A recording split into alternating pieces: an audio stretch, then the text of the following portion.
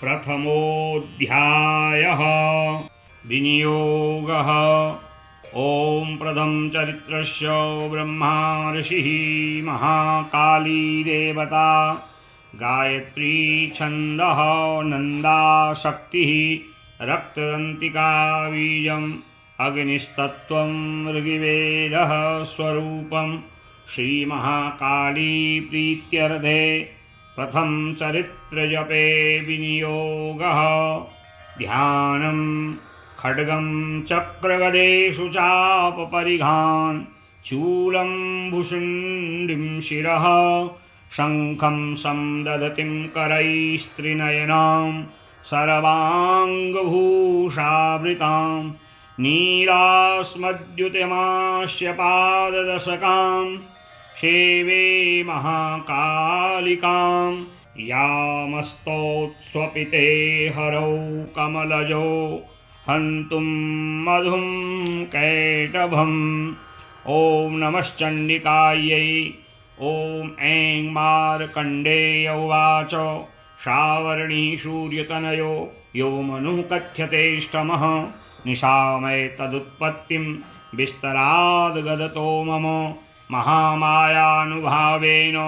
यथा मन्वन्तराधिपः स बभूव महाभागः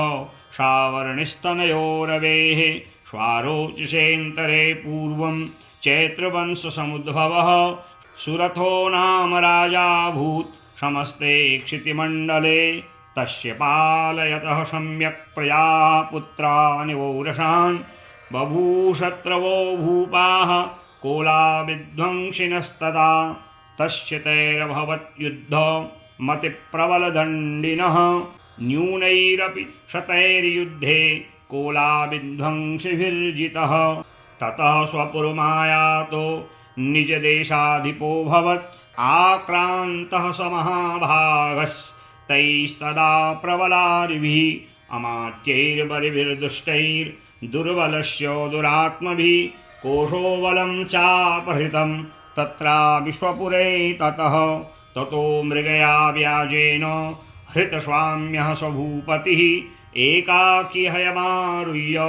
जगाम गहनं वनं शतत्राश्रममद्राक्षीत् द्विजवर्यस्य मेधसः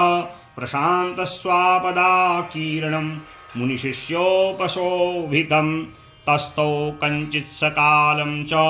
मुनिना तेन सत्कृतः इतश्चेतश्च विचरन् तस्मिन् मुनिवराश्रमे सोचिन्तयत्तदा तत्र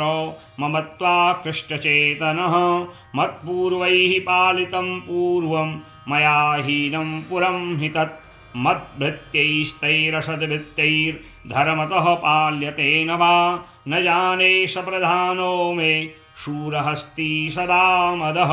मम वैरिवशं यातः तान् भोगानुलप्स्यते ये ममानुगता नित्यं प्रसादधनभोजनैः अनुवृत्तिं ध्रुवन्तेद्य कुर्वन्त्यन्यमहीभृताम् असम्यग्व्ययशीलस्तैः कुर्वद्भिः सततं व्ययं सञ्चितः सोऽति दुःखेन क्षयं कोशो गमिष्यति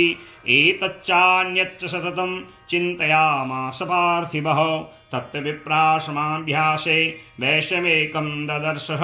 सपृष्टस्तेन कस्तुम्भो हेतुश्चागमनेऽत्र कः शशोक इव कस्मात् त्वं दुर्मना इव लक्ष्यसे इत्याकर्ण्यवचस्तस्य भूपतेः प्रणयोदितं प्रत्युवाच शतं वैश्यः प्रशयावनतो नृपं वैश्युवाच समाधिर्नां वैश्योऽहम् उत्पन्नो धनिनां कुले पुत्रदारैर्निरस्तश्च धनलोभादसाधुभिः विहीनश्च धनैर्दारैः पुत्रैरादाय मे धनं वनमभ्यागतो दुःखी निरस्तश्चाप्तबन्धुभिः सोऽहं न वेदि पुत्राणां कुशलात्मिकां प्रवृत्तिं स्वजनानां च दाराणां चात्र संशितः किं नु तेषां गृहक्षेममक्षेमं किं नु साम्प्रतं कथं ते किं नु सद्वृत्ता दुर्वृत्ताः किं नु मे सुताः राजोवाच यैर्निरस्तो भवान् लुब्धैः पुत्रदाराधिविर्धनैः तेषु किं भवतः स्नेहो मनुबध्नाति मानसं। वैश्योवाच एवमेतद्यथा प्राह भवानस्मद्गतं वचः। किं करोमि निबध्नाति मम निष्ठुरतां मनः। एहि सन्तज्य पितृस्नेहं धनलुब्धैर्निराकृतः। पतिस्वजनहार्दं च हार्दितेष्वेव मे मनः। किमेतन्नाभिजानामि जानन्नपि महामते। यत्प्रेम प्रवणं चित्तं विगुणेष्वपि बन्धुषु। तेषां कृते मे निःश्वासो दौर्मनस्यं च जायते। करोमि किं यन्न मनस्तेष्वप्रीतिषु निष्ठुरम्। मार्कण्डेयवाच ततस्तौ सहितो विप्रो तं मुनिं समुपस्थितौ। समाधरिणां वैश्योऽसौ स च पार्थिवसत्तमः। कृत्वा तुतौ यथा न्यायं यथार्हं तेन संविधम्। उपविष्टौ कथाः काश्चित् चक्रतुर्वैश्यपार्थिवौ। राजोवाच भगवस्त्वामहं प्रष्टुमिच्छाम्येकं वदस्व तत्। दुःखाय न मे मनसः स्वचित्ताय ततां विना। मम त्वं गतराज्यस्य राज्याङ्गेष्वखिलेष्वपि जानतोऽपि यथा यस्य। किमेतन्मुनिषत्तम अयं च निकृतः पुत्रैर्दारैर्भृत्यैर्तथोज्झितः। स्वजनेन च सन्त्यक्तस्तेषु हार्दी तथाप्यति। एवमेष तथाहं च द्वावप्यत्यन्ते दुःखितौ। दृष्टिदोषेऽपि विषये मम त्वाकृष्टमानसौ। तत्किमेतन्महाभागो यन्मोहो ज्ञानिनोरपि। ममास्य च भवत्येषा विवेकान्धस्य मूढता। ऋषिरुवाच ज्ञानमस्ति समस्तस्य जन्तोर्विषयगोचरे। विषयश्च महाभागो याति चैवं पृथक् पृथक्। दिवान्धाः प्राणिनः केचित्रात्राबन्धास्तथा परे। केचिद्दिवा तथा रात्रौ प्राणिनस्तुल्यदृष्टयः। ज्ञानिनो मनुजाः सत्यं किन्तु ते न हि केवलं। यतो हि ज्ञानिनः सर्वे पशुपक्षिमृगादयः। ज्ञानं च तन्मनुष्याणां यत्तेषां मृगपक्षिणां। मनुष्याणां यत्तेषां तुल्यमन्यत्तथोभयोः। ज्ञानेऽपि सति पश्येतान् पतङ्गाञ्छावचञ्चुषुः। कणमोक्षादृतान् मोहात् पीड्यमानानपि क्षुधा। मानुषा मनुजव्याघ्रौ साविलासाः सुतान् प्रति। लोभात् तत्युपकाराय नन्वेतां किं न पश्यति। तथापि ममता वर्ते मोहगर्ते निपातिताः। महामाया प्रभावेण संसारस्थितिकारिणा। तन्नात्र विस्मयः कार्यो योगनिद्रा जगत्पतेः।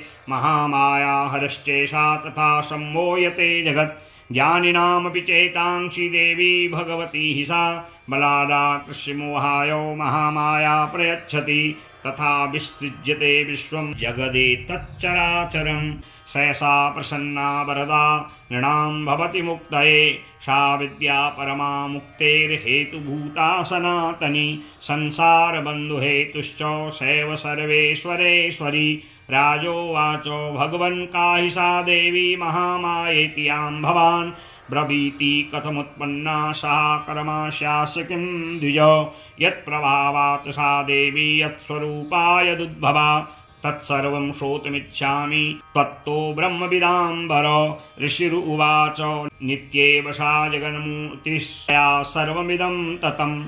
तथापि तत्समुत्पत्तिर्बहुधा श्रूयतां मम। देवानां कार्यसिद्ध्यर्थो माविर्भवति सा यदा। उत्पन्नेति तदा लोके सा नित्यापि धीयते। योगनिद्रामिदा विष्णुर्जगत्येकार्णवीकृते। आस्तिरशेषमभजत्कल्पान्ते भगवान् प्रभुः। तदा द्वावसुरो घोरो विख्यातो मधुकैटभौ। विष्णुकर्णमलोद्भूतौ हन्तुं ब्रह्माणमुद्यतौ। सनाभिकमले विष्णोः स्थितो ब्रह्मा प्रजापतिः। दृष्ट्वा तासुरोचोग्रौ प्रसुप्तं च जनार्दनं। तुष्ट्वा वयोगिनिद्रां तामेकाग्रहृदयस्थितः। विबोधनार्थाय हरिनेत्रकृतालयां। विश्वेश्वरीं जगद्धात्रीं स्थितिसंहारकारिणीं। निद्रां भगवतीं विष्णोरतुलां तेजसः प्रभु। ब्रह्मोवाच त्वं स्वधा त्वं हि वषट्कारः स्वरात्मिका। क्षुधा त्वमक्षरे नित्ये त्रिधा मात्रात्मिका स्थिता अर्धमात्रा स्थिता नित्यायानुच्चार्या विशेषतः त्वमेव सन्ध्या सावित्री त्वं देवी जननी परा त्वेतद्धारिते विश्वं त्वेतत्सृज्यते जगत् त्वेतत्पाल्यते देवी त्वमच्यन्ते च सर्वदा विशिष्टो सृष्टिरूपा त्वं स्थितिरूपा च पालने तथा संहृतिरूपान्ते जगतोऽस्य गन्मये महाविद्या महामाया महामेधा महास्मृतिः महामोहा च भवती महादेवी महासुरी प्रकृतिस्त्वं च सर्वस्य गुणत्रयविभाविनी कालरात्रिर्महारात्रिर्मोहरात्रिश्च दारुणा त्वं श्रीस्त्वमीश्वरी त्वं ह्रीस्त्वं बुद्धिर्बोधलक्षणा लज्जा पुष्टिस्तथा तुष्टिस्त्वं शान्तिक्षान्तिरेव च खड्गिनी शूलिनी घोरा गदिनी चक्रिणी तथा शङ्खिनी चापिनी बाणो भुषुण्डी परिघायुधा सौम्या सौम्यतरा शेषो सौम्ये बृहस्पति सुंदरी परापराणां परमा त्वमेव परमेश्वरी यत्किञ्चित् क्वचिद् वस्तु सदसद्वाखिलात्मके तत्सर्वस्य या शक्ति सा त्वं किं स्तूयसे तदा यया त्वया जगत्सृष्टा जगत्पात्यति यो जगत् सोऽपि निद्रावशं नीतः कस्त्वां स्तोतुमिहेश्वरः विष्णुः शरीरग्रहणो महिमीशान एव च कारितास्ते यतो तस्त्वां कः स्तोतुं शक्तिमान् भवेत् सा त्वं मित्थं प्रभावैः स्वैरुदारैर्देवि संस्तुता मोह एतौ दुराधर्षा वसुरौ मधुकैटभौ प्रभो तं च जगत्स्वामी नियतामच्युतो लघु बोधश्च क्रियतामस्य हन्तुमेतौ महासुरौ ऋषिरुवाच एवं स्तुता तदा देवी तामसी तत्र वेधसा विष्णोः प्रबोधनार्थाय निहन्तुं मधुकैटभौ नेत्राश्नासिका बाहु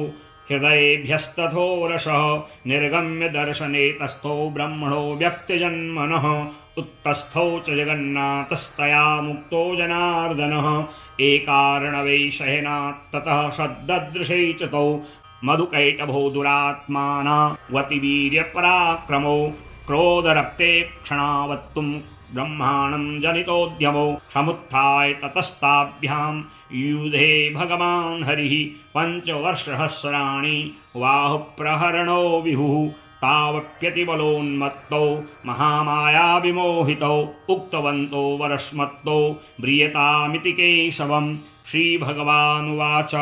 भवेतामद्य मे तुष्टौ मम वध्या उवावपि किमन्येन वरेणात एतावद्धृतं मम ऋषिरुवाच वञ्चिताभ्यामिति तदा सर्वमापोमयं जगत् विलोक्यताभ्यां गदितो भगवान् कमले क्षणः आवां जहिन यत्रोर्वि सलिलेन परिप्लुता ऋषिरुवाच तथेत्युक्त्वा भगवता शङ्खचक्रगदाभृता कृत्वा चक्रेण वैच्छिन्ने जघने शिरसि तयोः एवमेषा समुत्पन्ना ब्रह्मणा सस्तुता स्वयं प्रभावमस्या देव्यास्तु भूयः शृण्वदामि ते ऐं ॐ श्रीमार्कण्डेयपुराणे सावर्णिके मन्वन्तरे देवी माहात्म्ये सफला सन्तु मम कामाः श्रीजगदम्बार्पणमस्तु। द्वितीयोऽध्यायः विनियोगः। ॐ मध्यं चरित्रस्य विष्णुर्ऋषिः महालक्ष्मीर्देवता उष्णिच्छन्दः शाकम्भरी शक्तिः दुर्गा बीजं वायुस्तत्त्वं यजुर्वेदः स्वरूपं श्रीमहालक्ष्मी प्रीत्यर्थं मध्यं चरित्र पाठे जपे च विनियोगः। ध्यानम् अक्षक्स्रक्परशुं गदेश कुलिशं पद्मं धनुष्कुण्डिकां दण्डं शक्तिमसिं च चर्मजलजं घण्टां सुराभाजनं शूलं पाशु सुदर्शने च दधतीं हस्तैः प्रसन्नाननां सेवे शैरिभमर्दनीमिह महालक्ष्मीं सरोजस्थिताम्। ॐ ह्रीं ऋषिरुवाच देवासुरमभूद्युद्धं पूर्णमब्धशतं पुरा महिषेऽसुराणामधिपे देवानां च पुरन्दरे तत्रासुरैर्महावीर्ये देवसैन्यं पराजितं जित्वा च सकलान् देवानिन्द्रो भून्महिषासुरः। ततः पराजिता देवाः पद्मयोनिं प्रजापतिं पुरस्कृत्य गतास्तत्र यत्रेषु गरुडध्वजौ। यथावृत्तं तयोस्तद्वन्महिषासुरचेष्टितं त्रिदशा कथयामासुर्देवाभिभवविस्तरम्। सूर्येन्द्राग्न्यनिलेन्दूनां यमस्य वरुणस्य च अन्येषां चाधिकारान् स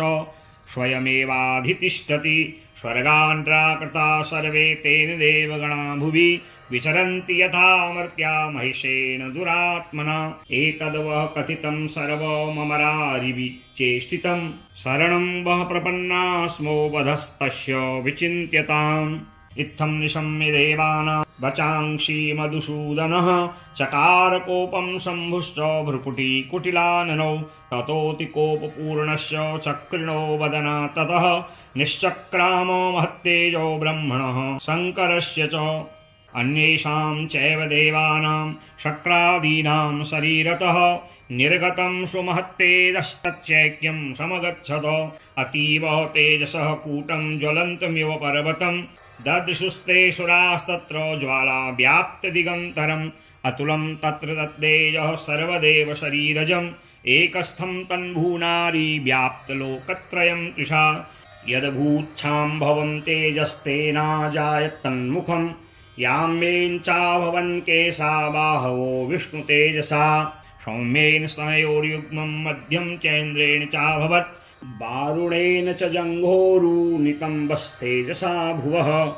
ब्रह्मणस्तेजसा पादौ तदङ्गुल्योर्कतेजसा वसूनां चकराङ्गुल्य कौबेरेण च नासिका। तस्यास्तु दन्ताः सम्भूताः प्राजापत्येन तेजसा नयनं त्रितयं यज्ञे तथा पावकतेजसा। भ्रुवौ च सन्ध्ययोस्तेजः श्रवणावनिलस्य च अन्येषां चैव देवानां सम्भवस्तेजसां शिवा। ततः समस्तदेवानां तेजोराशिसमुद्भवां तां विलोक्मुदं प्रापुरमरा महिषार्दिताः। शूलं शूलादिविनिष्कृष्य ददौ तस्यै पिनाकधिक् चक्रं च दत्तवान् कृष्णः समुत्पाद्य स्वचक्रतः। शङ्खं च वर्णः शक्तिं ददौ तस्यै हुतासनः। मारुतो दत्तवांश्चापं बाणपूर्णे तथेषुधि वज्रमिन्द्रः समुत्पाद्य कुलिशादमराधिपः। ददौ तस्यै सहस्राक्षो घण्टामेरावताद्गयात्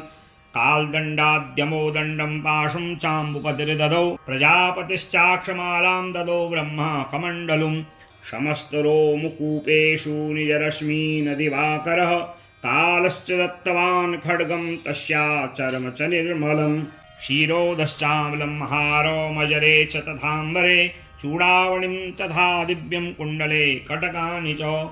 अर्धचन्द्रं तथा शुभ्रं केयूरान् सर्वबाहुषु नूपुरौ विमलौ तद्वद्ग्रेवेयकमनुत्तमम्। अङ्गुलीयकरत्नानि समस्तास्वङ्गुलीषु च विश्वकर्मा ददौ तस्यै परुषं चाति निर्मलम्। अस्त्राण्येकरूपाणि तथा भेद्यं च दंशनम् अम्लान् पङ्कजां मालां शिरस्यूरसि चापरम्। अददज्जलधितस्तस्यै पङ्कजं चातिशोभनम् हिमवानवाहनं सिंहं रत्नानि विविधानि च।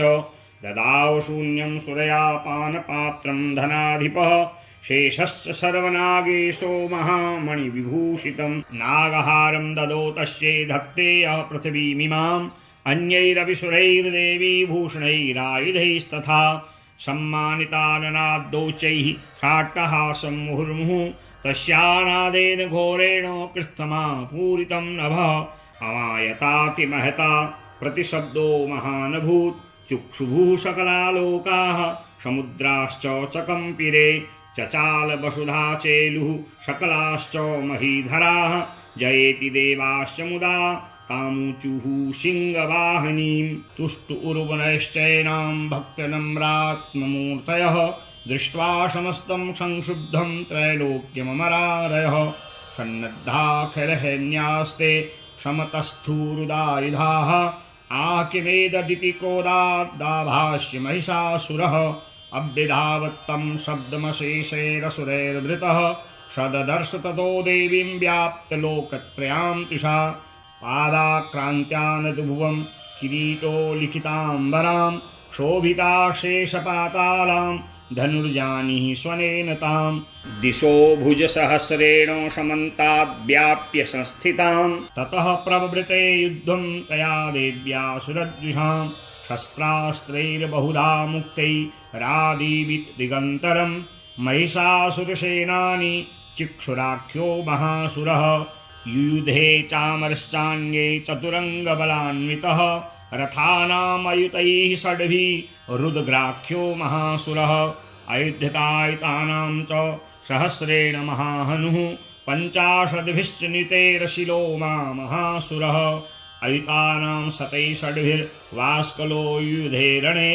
गजवाजिसहस्रौघैरनेकैः परिवारितः वृतोरथानां कोट्या च युद्धे तस्मिन् युध्यत बिडालाख्योयुतानां च पञ्चाशद्भिरथायुधैः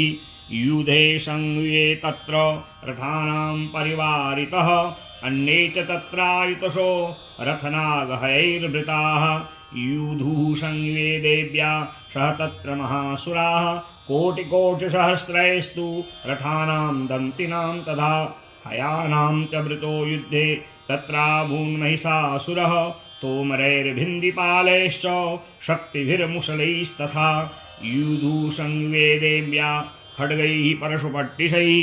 केचिच्च चिक्षुपुः शक्तिः केचित् पाशांस्तथा परे देवीं खड्गप्रहारैस्तु ते तां हन्तुं प्रचक्रमुः सापि देवी ततस्तानि शस्त्राण्यस्त्राणि चण्डिका लीलेव परिच्छेद निजशस्त्रास्त्रवर्षिणी अनायस्तानना देवी स्तूयमाना सुरर्षिभिः मोचासुरदेहेषु शस्त्राण्यस्त्राणि चेश्वरी सोऽपि क्रुद्धो धृतशतो देव्या वाहनकेसरी चचारासुरसैन्येषु वनेष्वेव हुतासनः निःश्वासान् मुमुचेयांश्च युध्यमानारणेऽम्बिका त एव सद्यः सम्भूता गणाः शतसहस्रशः युधुस्ते परशुभिर्भिन्दिपालाशिपट्टिशैः नाशयन्तो सुरगणान् देवि शक्त्युपबंहृताः अवादयन्त पटहान् गणाः शङ्खास्तथा परे मृदङ्गाश्च तथैवान्ये तस्मिन् युद्धमहोत्सवे ततो देवी त्रिशूलेन गदया शक्तिवृष्टिभिः खड्गादिभिश्च शतशो निजघानमहासुरान् पातयामाश्चैवान्यान् घण्टा स्वनविमोहितान् असुरान् भूयिपाशेन बद्ध्वा चान्यान् कर्षयत् केचिद्विधा कथास्तीक्ष्णैः खड्गपातैस्तथा परे पिपोथिता निपातेन गदया भुविशे रते बेमुश्च केचित् रुधिरं मुसलेन भृशंहताः केचिन्यपतिता भूमौ भिन्ना शूलेन वक्षसि निरन्तराः सरोघेण कृताः केचित् दृणाजिरे सेनानुकारणः प्राणान् मुचस्त्रिदशार्दनाः केषाञ्चिद्बावच्छिन्ना छिन्नग्रीवास्तथा परे शिरांशवेतुरन्येषामन्ये मध्ये विदारिताः विच्छिन्नजङ्घास्त्वपरे पेतरुभ्यां महासुराः एकवावक्षचरणाः केचिद्देव्यातिधा कृताः चिन्नेऽपि चान्ये शिरसि पतिताः पुनरुत्थिताः कबन्धायुधुर्देव्या गृहीतपरमायुधाः नर्तुश्चापरे तत्र युद्धे तुर्लयाश्रिताः कबन्धा छिन्नशिरसः खड्गशक्तिश्च पाणयः तिष्ठेति भासन्तो देवी मन्ये महासुराः पातितैरथनागाश्वै रशुरैश्च वसुन्धरा अगम्या सा भवत्तत्र यत्राभूत्समहारणः शोणितो महानद्यः सद्यस्तत्प्रसुसुर्वुः मध्ये चासुरसैन्यस्य वारणासुरवाजिनां क्षणेन्तन्महासैन्यमसुराणां तथाम्बिका निन्ये क्षयं यथा वह्निस्तृणदारुमहाचयम् शतसिंहो महानादो मुत्सृजन्धुतकेशरः शरीरेभ्यो वरारीणामसून्यव विचिन्वति देव्या गणैश्च तैस्तत्र कृतं युद्धं महासुरैः यथेषां तुतुसुरदेवाः पुष्पवृष्टिमुचो दिवि। ओम श्री मार्कण्डेय पुराणे सावर्णिके मन्वन्तरे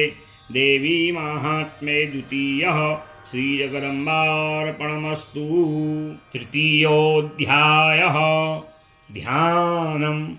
ॐ उद्यतभानुसहस्रकान्त्यमरुणक्षौमां शिरोमालिकां रक्तालिप्तपयोधरां जपवटीं विद्यामभीतिं वरं हस्ताब्जैर्दधतीं त्रिनेतविलसत् वक्त्रारविन्दश्रियं देवीं बद्धिमां सुरत्नमुकुटां वन्देरविन्दस्थिताम्। ॐ ऋषिरुवाच निहन्यमानं तत्सैन्यमवलोक्य महासुरः सेनानी चक्षुरः कोपाद्ययो योद्धुवथाम्बिकां स देवीं सर्वर्षेण ववर्ष समरे सुरः यथा मेरुगिरेः शृङ्गं तोयवर्षेण तोयदः तस्य छित्त्वा ततो देवी लीलेव सरोत्करान् जघान्तुर्गान् बाणैर्यन्तारं चैव वाजिनां चिच्छेद च धनुः सद्यो ध्वजं चाति समुत्सृतं बिव्याध चैव गात्रेषु छिन्नधन्वानमाशुगैः सछिन्नधन्वा विरथो हतासो हतसारथिः अभ्यधावत्तां देवीं खड्गचर्मधरोऽसुरः सिंहमाहत्य खड्गेन तीक्ष्णधारेण मूर्धनि आजघानो भुजे शव्ये देवीमप्यतिवेगवान् तस्याः खड्गो भुजं प्राप्य पफालो नृपनन्दनो ततो जग्राह शूलं स कोपादरुणलोचनः चिक्षेप च ततस्तत्तु भद्रकाल्यां महासुरः जाज्वल्यमानं तेजोभिः रविबिम्बमिमाम्बरात् दृष्ट्वा तदा पदच्छूलं देवी शूलममुञ्चत तच्छूलं शतधा नीतं च महासुरः हते तस्मिन् महावीर्ये महिषस्य चमूपतौ आजगामो गयारूढश्चामरस्त्रिदशार्दनः सोऽपि शक्तिं मुमोचाथो देव्यास्तामम्बिकाद्रुतं हुङ्काराभिहतां भूमौ पातयामास निष्प्रभां भग्नां शक्तिं निपतितां दृष्ट्वा क्रोधसमन्वितः चिक्षेप चामरः शूलं बाणैस्तदपि शासिनत् ततः सिंहः समुत्पत्य गजगुम्भान्तरे स्थितः बाहुयुद्धेन युधे तेनोच्चैस्त्रिदशारिणा युध्यमानौ ततस्तौ तु तस्मान्नागान् महीङ्गतौ यूधातेति संरब्धौ प्रहारैरतिदारुणैः ततो वेगात् खमुत्पत्य निपत्य च मृगारिणा करप्रहारेण शिरश्चामरस्य पृथक् कृतम् उदग्रश्च रणे देव्या शिलावृक्षादिविरहतः दन्तमुष्टितलैश्चैव करालश्च निपातितः देवी क्रुद्धा गदापातैश्चूर्णयामाश चोद्धतं वास्कलं भिन्दिपालेन बाणैस्ताम्रं तथान्धकम् उग्राशो मुग्रवीर्यं च तथैव च महाहनुं त्रिनेत्रा च त्रिशूलेन जघानो परमेश्वरी बिडालस्याशिनाकायात् पातयामाशु वै शिरः दुर्धरं दुर्मुखं चोभौ शरैर्निन्येयमक्षयम् एवं क्षङ्क्षीयमाणे तु ससैन्ये महिषासुरः माहिषेण स्वरूपेण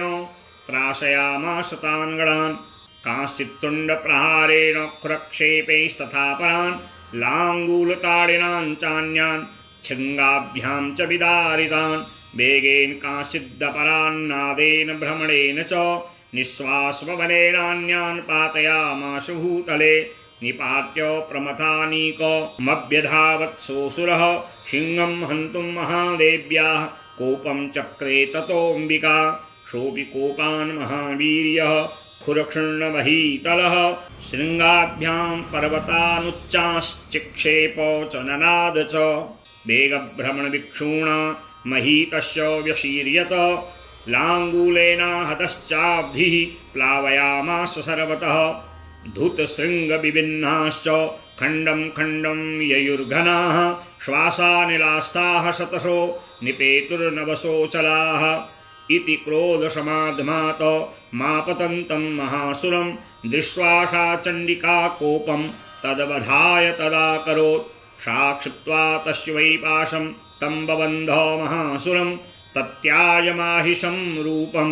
सोऽपि बद्धो महामृधे ततः सिंहो भवत् सद्यो यावत् तस्याम्बिका शिरः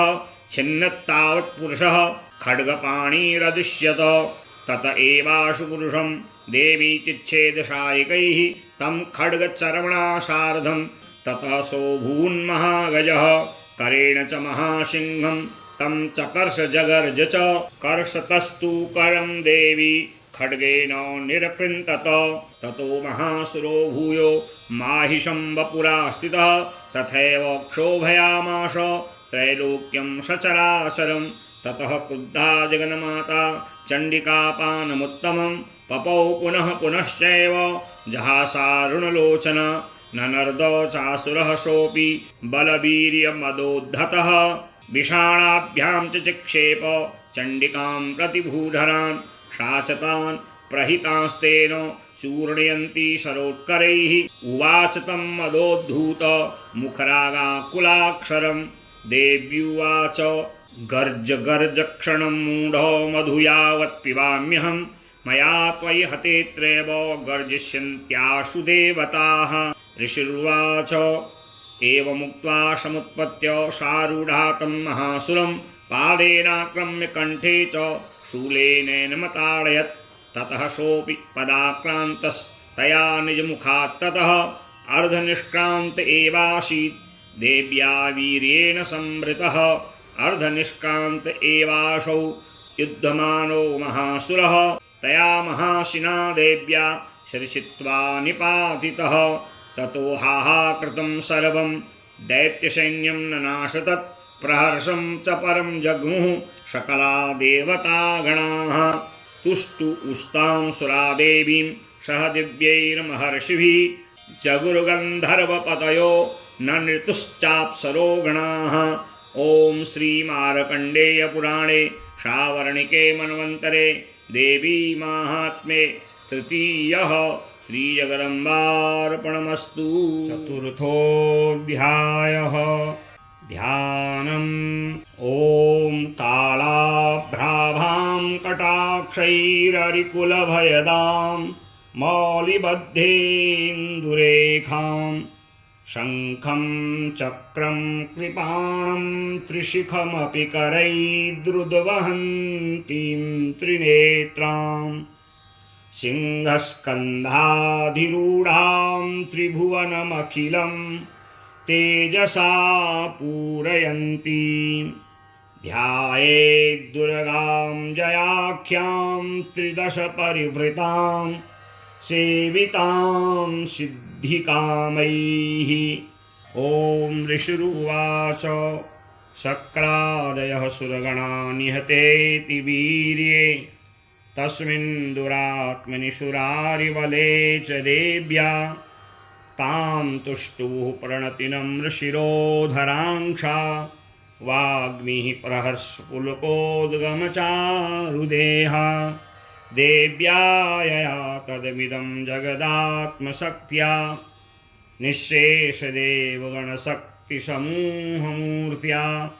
तामम्बिकामखिलदेवमहर्षिपूज्यां भक्त्या नताः स्म विदधातु शुभानिशानः यस्याः प्रभावमतुलं भगवानन्तो ब्रह्माहरश्च न हि वक्तुमलं बलं च सा चण्डिकाखिलजगत्परिपालनाय नाशाय चाशुभवयस्य मतिं करोतु या श्रीः स्वयं सुकृतिनां भवनेष्वलक्ष्मीः पापात्मनां कृतधियां हृदयेषु बुद्धिः श्रद्धा सतां कुलजनप्रभवस्य लज्जा तां त्वां नताः स्म परिपालय देवि विश्वं किं वर्णयाम तव रूपमचिन्त्यमेतत् किं चातिवीर्यमसुरक्षयकारि भूरि किं चाहवेषु चरितानि तवाद्भुतानि सर्वेष्वदेव्यसुरदेवगणादिकेषु हेतुः समस्तजगतां त्रिगुणापि दोषैर्न ज्ञायसे हरिहरादिभिरप्यपारा सर्वाश्रयाखिलमिदं जगदंशभूत मव्याकृता हि परमा प्रकृतिस्त्वमाद्या यस्याः समस्तसुरता समुदीरणेन तृप्तिं प्रयाति सकलेषु मखेषु देवी स्वाहा शिवै पितृगणस्य च तृप्तिहेतु रुच्चार्यसे त्वमतैव जनैः स्वधा च या मुक्तिहेतिरविचिन्त्यमहाव्रता त्वमभ्यस्यसे सुनियतेन्द्रियतत्त्वसारै मोक्षार्थिभिर्मुनिभिरस्तसमस्तदोषैर्विद्याशिषा भगवती परमा हि देवी शब्दात्मिकासु विमलगर्यजुषां निधानो मुद्गीतरम्य पदपाठवतां च साम्नां देवी त्रयी भगवती भवभावनाय वार्ता च सर्वजगतां परिमार्त्रिहन्त्री मेधासि देवी विदिताखिलशास्त्रसारा दुर्गाशि दुर्गभवसागरनौरसंगा श्रीकैटभारिहृदयैककृताधिवासा गौरी त्वमेव शशिमौलिकृतप्रतिष्ठा ईषत्सहासममलं परिपूर्णचन्द्र बिम्बानुकारिकनकोत्तमकान्तिकान्तम् अत्यद्भुतं प्रहितमातरुषा तथापि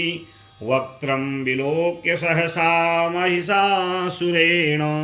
दृष्ट्वा तु देवि कुपितं भ्रुकुटीकराल मुद्यच्छशाङ्कसदृशच्छवियन्न सद्यः प्राणान्मुमोच महिषस्तदतीव चित्रं कैर्जीव्यते हि कुपितान्तकदर्शनेन देवी प्रसीद परमा भवती भवाय सद्यो विनाशयसि कोपवती कुलानि विज्ञातमेतदधुनैव यदस्तमेतन्नीतं बलं सुविपुलं महिषासुरस्य ते सम्मता जनपदेषु धनानि तेषां यशांसि न च सीदति धर्मवर्गः धन्यास्त एव निभृतात्म च भृत्यदारा येषां सदाभ्युदयदा भवती प्रसन्ना धर्म्याणि देव सकलानि सदैव कर्म णत्तादृतः प्रतिदिनं सुकृती करोति स्वर्गं प्रयाति च ततो भवती प्रसादात् लोकत्रयेऽपि फलदाननुदेवितेन दुर्गे स्मृता हर्षि भीतिमशेषजन्तोः स्वस्तैः स्मृता मतिमतीव शुभां ददासि दारिद्र्यदुःखभयहारिणिका त्वदन्या सर्वोपकारकरणाय सदार्धचित्ता एभिर्हतै जगदुपैति सुखं तथेते कुर्वन्तु नाम नरकाय चिराय पापं संग्राममृत्युमधिगम्य दिवं प्रयान्तु मत्वेति नूनमहितान् विनहंसि देवी दृष्ट्वैव किं न भवती प्रकरोति भस्म सर्वासुरानरसु यत्प्रहिणोषि शस्त्रं लोकान् प्रयान्तु रिपवोऽपि शस्त्रपूता इत्थं मतिर्भवति ते स्वपितेति साध्वी खड्गप्रभानिकरविस्फुरणैस्तथोग्रैः शूलाग्रकान्तिनिवहेन दृशोऽसुराणां यन्नागता विलयमंशुमदिन्वुखण्ड योग्याननं तव विलोकयतां तदेतत् दुर्वृत्तवृत्तशमनं तव देवि शीलं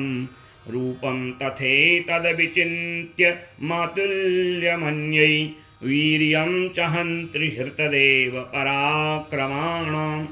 वैरीष्वपि प्रकटितेव दया त्वयेत्थं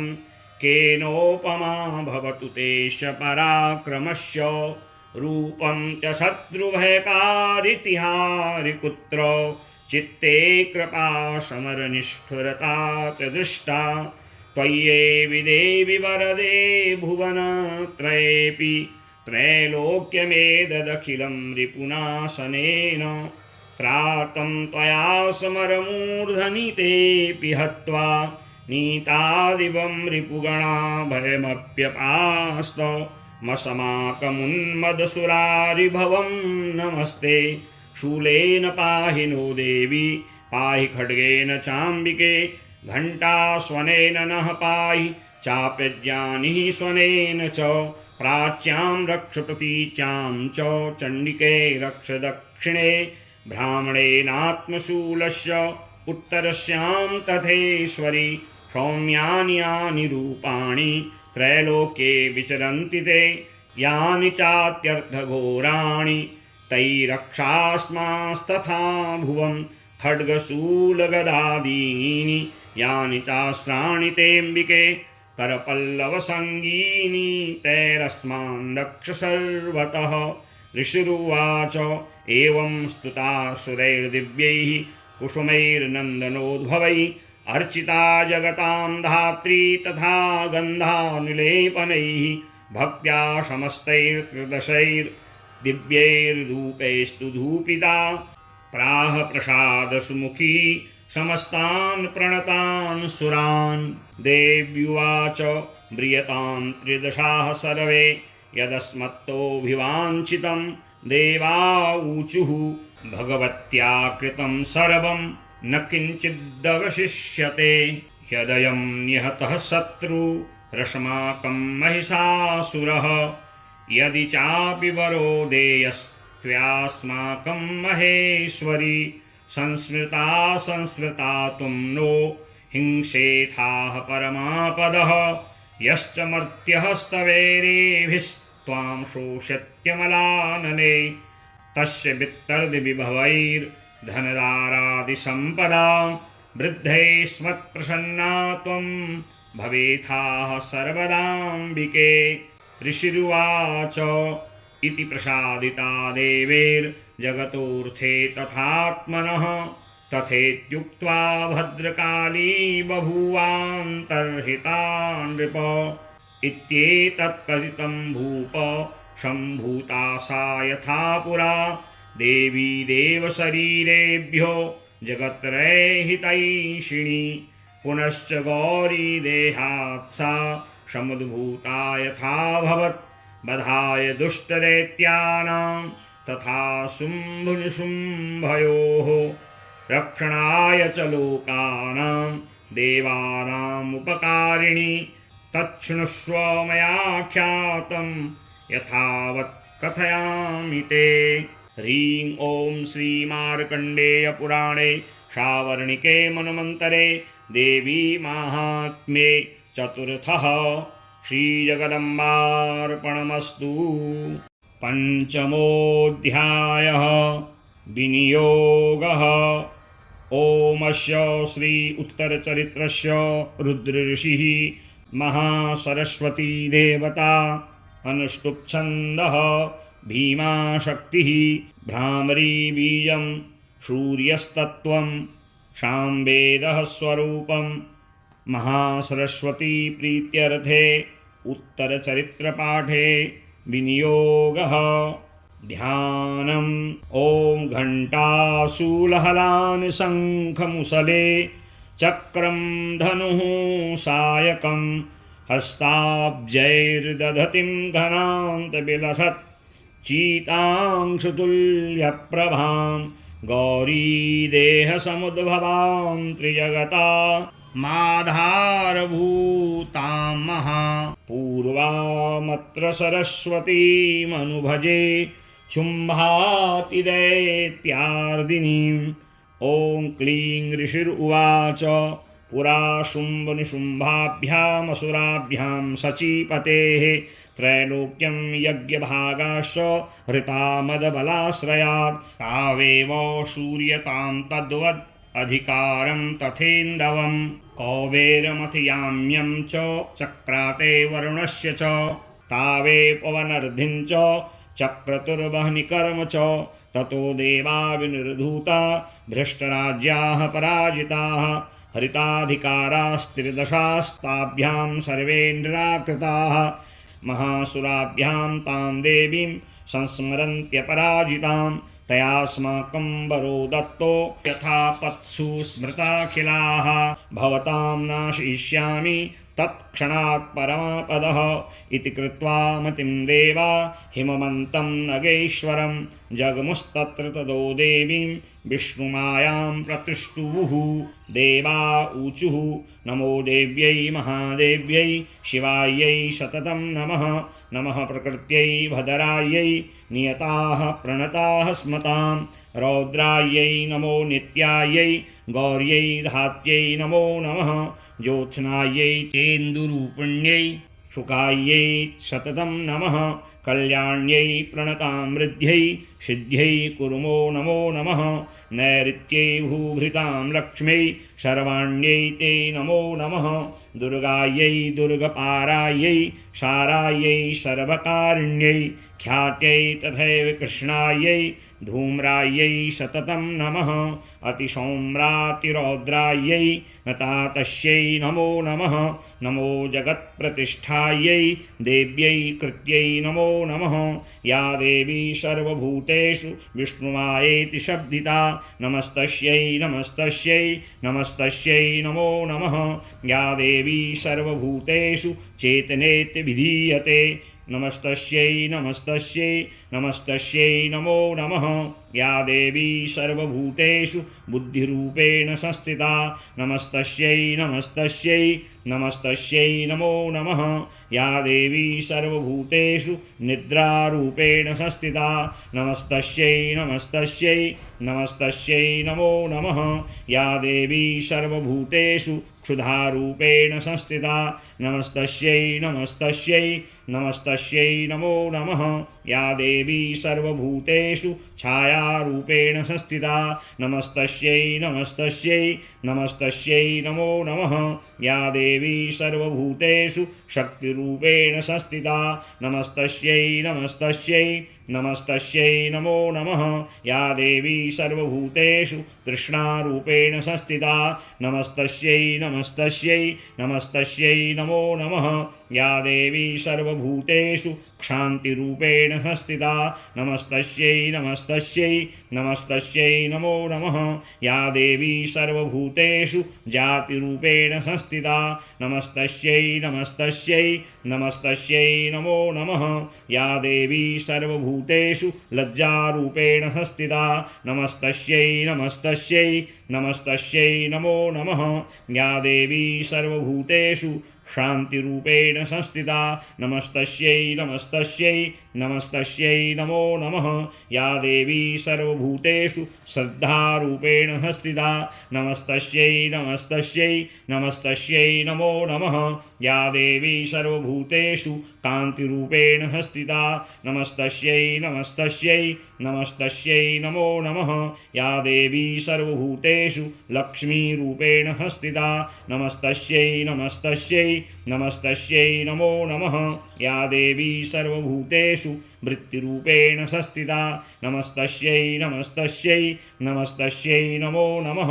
या देवी सर्वभूतेषु स्मृतिरूपेण संस्थिता नमस्तस्यै नमस्तस्यै नमस्तस्यै नमो नमः या देवी सर्वभूतेषु दयारूपेण संस्थिता नमस्तस्यै नमस्तस्यै नमस्तस्यै नमो नमः या देवी सर्वभूतेषु तुष्टिरूपेण संस्थिता नमस्तस्यै नमस्तस्यै नमस्तस्यै नमो नमः या देवी सर्वभूतेषु मातृरूपेण संस्थिता नमस्तस्यै नमस्तस्यै नमस्तस्यै नमो नमः या देवी सर्वभूतेषु भ्रान्तरूपेण संस्थिता नमस्तस्यै नमस्तस्यै नमस्तस्यै नमो नमः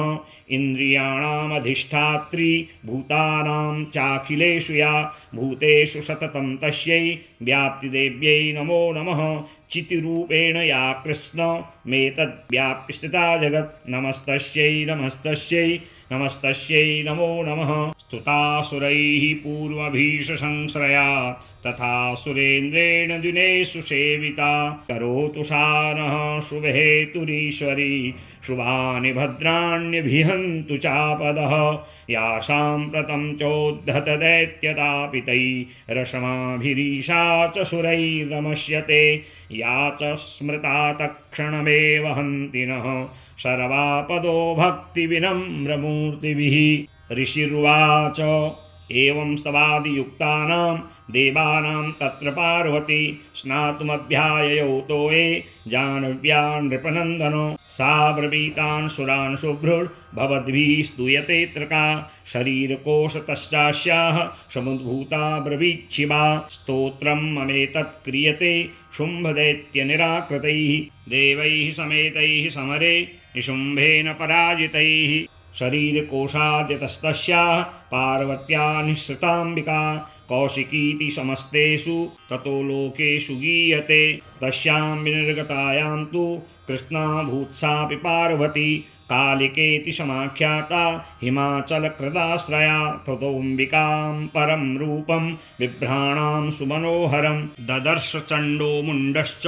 भृत्यो शुम्भयोः ताभ्यां शुम्भाय चाख्याता अतीव सुमनोहरा काप्यास्ते श्रीमहाराजो भाषयन्ती हिमाचलं नैव तादृक्वजद्रूपं दृष्टं केनचित् उत्तमं ज्ञायतां काप्यशो देवी गृह्यतां चासुरेश्वर श्रीरत्नमतिचारवङ्गी द्योतयन्ती दिशत्विषा सा तु तिष्ठति दैत्रेन्द्र तां भवान् द्रष्टुमर्हति यानि रत्नानि मणयो गजाश्वादीनि वै प्रभो त्रैलोके तु समस्तानि साम्प्रतं भान्ति ते गृहे ऐरावतः समानीतो गजरत्नं पुरन्दरात् पारिजाततरुश्चायं तथैवोच्चैः स्रवाहयः विमानं हंससंयुक्त मेतत्तिष्ठति तेऽङ्गणे रत्नभूतमिहानीतं यदासीद्वेधसोद्भुतं निधिरेशो महापद्मः समानीतो धनेश्वरात् किञ्जलिकिनीं ददौ चाब्धिर्मालामम्लानपङ्कजां छत्रं ते वारुणं गेहे काञ्चनस्रावि तिष्ठति तथायं चन्दनवरो यः पुरासीत् प्रजापतेः मृत्योरुत्क्रान्तिता नाम शक्तिरीशो त्वया हृता पाशः सलिलराजस्य भ्रातुस्तव परिग्रहे निशुम्भस्याब्धिजाताश्च समस्ता रत्नजातयः बह्निरपि ददौ तुभ्यो मग्निशौचे च वाससि एवं दैत्येन्द्ररत्नानि समस्तान्याहृतानि ते श्रीरत्नमेषा कल्याणी त्वया कसमान्न गृह्यते। ऋषिरुवाच निशम्येति वचः शुम्भः स तदा चण्डमुण्डयोः प्रेषयामाश सुग्रीवं दूतं देव्या महासुरम् इति चेति च वक्तव्या सा गत्वा वचनान्मम यथा चाभ्येति सम्प्रीत्या तथा कार्यं त्वया लघु स तत्र गत्वा यत्रास्ते शैलोद्देशेति शोभने सा देवी तां ततः प्राह सलक्षणं मधुरया गिरा दूतुवाच देवी दैत्येश्वरः शुम्भस्त्रैलोक्ये परमेश्वरः दूतोऽहं प्रेषितस्तेन त्वत्सकाशमिहागतः अव्याहताज्ञः सर्वासु यः सदा देवयोनिषु निर्जिताखिलदैत्यारीः स यदाह शृणुष्व तत् मम त्रैलोक्यमखिलं मम देवावशानुगाः यज्ञभागानहं सर्वा नुपश्नामि पृथक् पृथक् त्रैलोक्ये वररत्नानि मम वश्यान्यशेषतः तथैव गजरत्नं च हृत्वा देवेन्द्रवाहनं क्षीरोदमथनोद्भूतमश्वरत्नं ममामरैः उच्चैः स्रवशसंज्ञं तत् प्रणिपत्य समर्पितम् यानि चान्यानि देवेषु गन्धर्वेषु रगेषु च रत्नभूतानि भूतानि तानि मय्येव शोभने श्रीरत्नभूतां त्वां देवी लोके मन्यामहे वयं सा तस्मानुपागच्छ यतो रत्नभुजो वयं मां वा ममानुजं वापि निशुम्भमुरुविक्रमं भज त्वं चञ्चलापाङ्गी रत्नभूता शिवै यतः परमेश्वरिमतुलं प्राप्स्यसे मत्परिग्रहात् एतद्बुद्ध्या समालोच्य मत्परिग्रहतां व्रज। ऋषिरुवाच इत्युक्ता सा तदा देवी गम्भीरान्तः स्मिता जगौ दुर्गा भगवती भद्रा ययेदं धार्यते जगत्। देव्युवाच सत्यमुक्तं त्वया नात्र मिथ्या किञ्चित् त्वयोदितं त्रैलोक्याधिपतिः शुम्भो निशुम्भश्चापि तादृशः किं त्वत्र यत्प्रतिज्ञातं मिथ्यां तत् क्रियते कथं श्रूयतामल्पबुद्धित्वात् प्रतिज्ञाया कृता पुरा यो मां जयति संग्रामे यो मे दर्पं व्यपोहति यो मे प्रतिबलो लोके शमे भर्ता भविष्यति तदा गच्छतु शुम्भोऽत्र निशुम्भो वा महासुरः मां जित्वा किं चरेणात्र पाणिं गृह्णातु मे लघु दूतुवाच अवलिप्ताशिमेवं त्वं देवि ब्रूहि ममाग्रतः त्रैलोके कः पुमांस्तिष्ठे दग्रे शुम्भनिशुम्भयोः अन्येषामपि दैत्यानां सर्वे देवान् वै युधि तिष्ठन्ति सम्मुखे देवी किं पुनः स्त्री त्वमेकिका इन्द्राद्याः सकला देवास्तस्थुर्येषां न संयुगे शुम्भादीनां कथं तेषां स्त्री प्रयास्यसि सम्मुखं सा त्वं गच्छ मयेवोक्ता पार्श्वं शुम्भनिशुम्भयोः केशाकर्षणनिर्धूत गौरवामागमिष्यसि देव्युवाच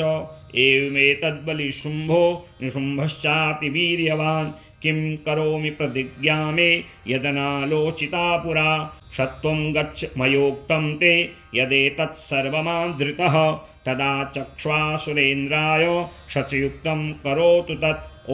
श्रीमार्कण्डेयपुराणे शावर्णिके मनमन्तरे देवी माहात्म्ये पंचमः श्रीजगदम्बार्पणमस्तु। षष्ठोऽध्यायः ध्यानम्। ॐ नागाधीश्वरविष्टरां फणिफणोत्तंशोरुरत्नावली भास्वददेहलतां दिवाकरनिभां नेत्रत्रयोद्भासितां मालाकुम्भकपालनीरजकरां चन्द्रार्धचूडां परां सर्वज्ञेश्वरभैरवाङ्कनिलयां पद्मावतीं चिन्तये। ॐ ऋषिरुवाच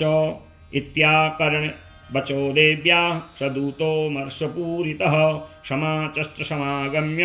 दैत्यराजाय विस्तरान् तस्य दूतस्य तद्वाक्य माकर्ण्याशुराट्ततः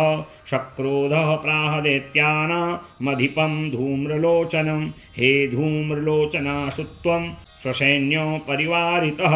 तामानैबलादुष्टां केशाकर्षणविह्वलां तत्परित्राणदः कश्चित् यदि वो तिष्ठते परः सहन्तव्यो मरो वापि यक्षो गन्धर्व एव वा। ऋषिरुवाच तेनाज्ञप्तस्ततः शीघ्रं स दैत्यो धूम्रलोचनः वृतः षष्ट्या सहस्राणामसुराणां धृतं ययौ स दृष्ट्वा तां तदो देवीं तुहिनाचलसंस्थितां जगादोच्चैः प्रयाहीति मूलं शुम्भनिशुम्भयोः न चेत् प्रीत्याद्य भवति मदभर्तारमुपैष्यति ततो बलान्यामेष केशाकर्षणविह्वलां। देव्युवाच दैत्येश्वरेण प्रहितो बलवान् बलसंवृतः बलान्येषि मामेवं ततः किं ते करोम्यहं। ऋषिरुवाच इत्युक्तः सोऽभ्यधावत्ता मसुरो धूम्रलोचनः हुङ्कारेणेव तं भस्म शाचकाराम्बिका ततः अत क्रुद्धं महासैन्य मसुराणां तथाम्बिका बवर्ष सायकैतीक्ष्णैस्तथा शक्तिपरश्वधैः ततो धुतशतः कोपात् कृत्वा नादं शुभैरवं पपातासुरसेनायां सिंहो देव्याः स्ववाहनः कांश्चित् करप्रहारेण दैत्यानाश्येन स्थापरान् आक्रम्य चाधरेणान्यान् सजगान महासुरान् केषाञ्चित् पाटयामास नखैः कोष्ठानि केसरी तथा तलप्रहारेण शिरांश् कृतवान् पृथक् विच्छिन्नबाहुशिरसः कृतास्तेन तथा परे पपौच रुधिरं कोष्ठादन्येषां धुतकेसरः क्षणेन तद्बलं सर्वं क्षयं नीतं महात्मना तेन केसरिणा देव्या वाहनेनातिकोपिना श्रुत्वा तमसुरं देव्या निहतं धूम्रलोचनं बलं च क्षयितं कृत्स्नं देवी केसरिणा ततः चुकोपि दैत्याधिपतिः शुम्भः प्रस्फुरिताधरः आज्ञापयामाश चतौ चण्डमुण्डौ महासुरौ हे चण्ड हे मुण्डबलैर्बहुभिः परिवारितौ तत्र गच्छत गत्वा च शासमानीयतां लघु केशे स्वाकृष्य बद्ध्वा वा यदि वः संशयो युधि तदा शेषायुधैः सर्वैः रशुरैर्विनिहन्यताम् तस्यां हतायां दुष्टायां सिंहे च विनिपातिते शीघ्रमागम्यतां बद्ध्वा गृहीत्वा तामथाम्बिकाम्। ॐ श्रीमार्कण्डेयपुराणे सावर्णिके मन्वन्तरे देवी माहात्म्ये षष्ठः श्रीजगदम्बार्पणमस्तु। सप्तमोऽध्यायः ध्यानम्। ॐ ध्यायेयं रत्नपीठे शुककलपठितं शृण्वतीं श्यामलाङ्गीं न्यस्तैकाङ्घ्रिं सरोजे शशिशकलधरां वल्लकीं वादयन्तीं कल्हाराबद्धमालां नियमितविलसच्चोलिकां रक्तवस्त्रां मातङ्गीं शङ्खपात्रां मधुरमधुमदां चित्रकोद्भासिभालाम्। ॐ ऋषिरुवाच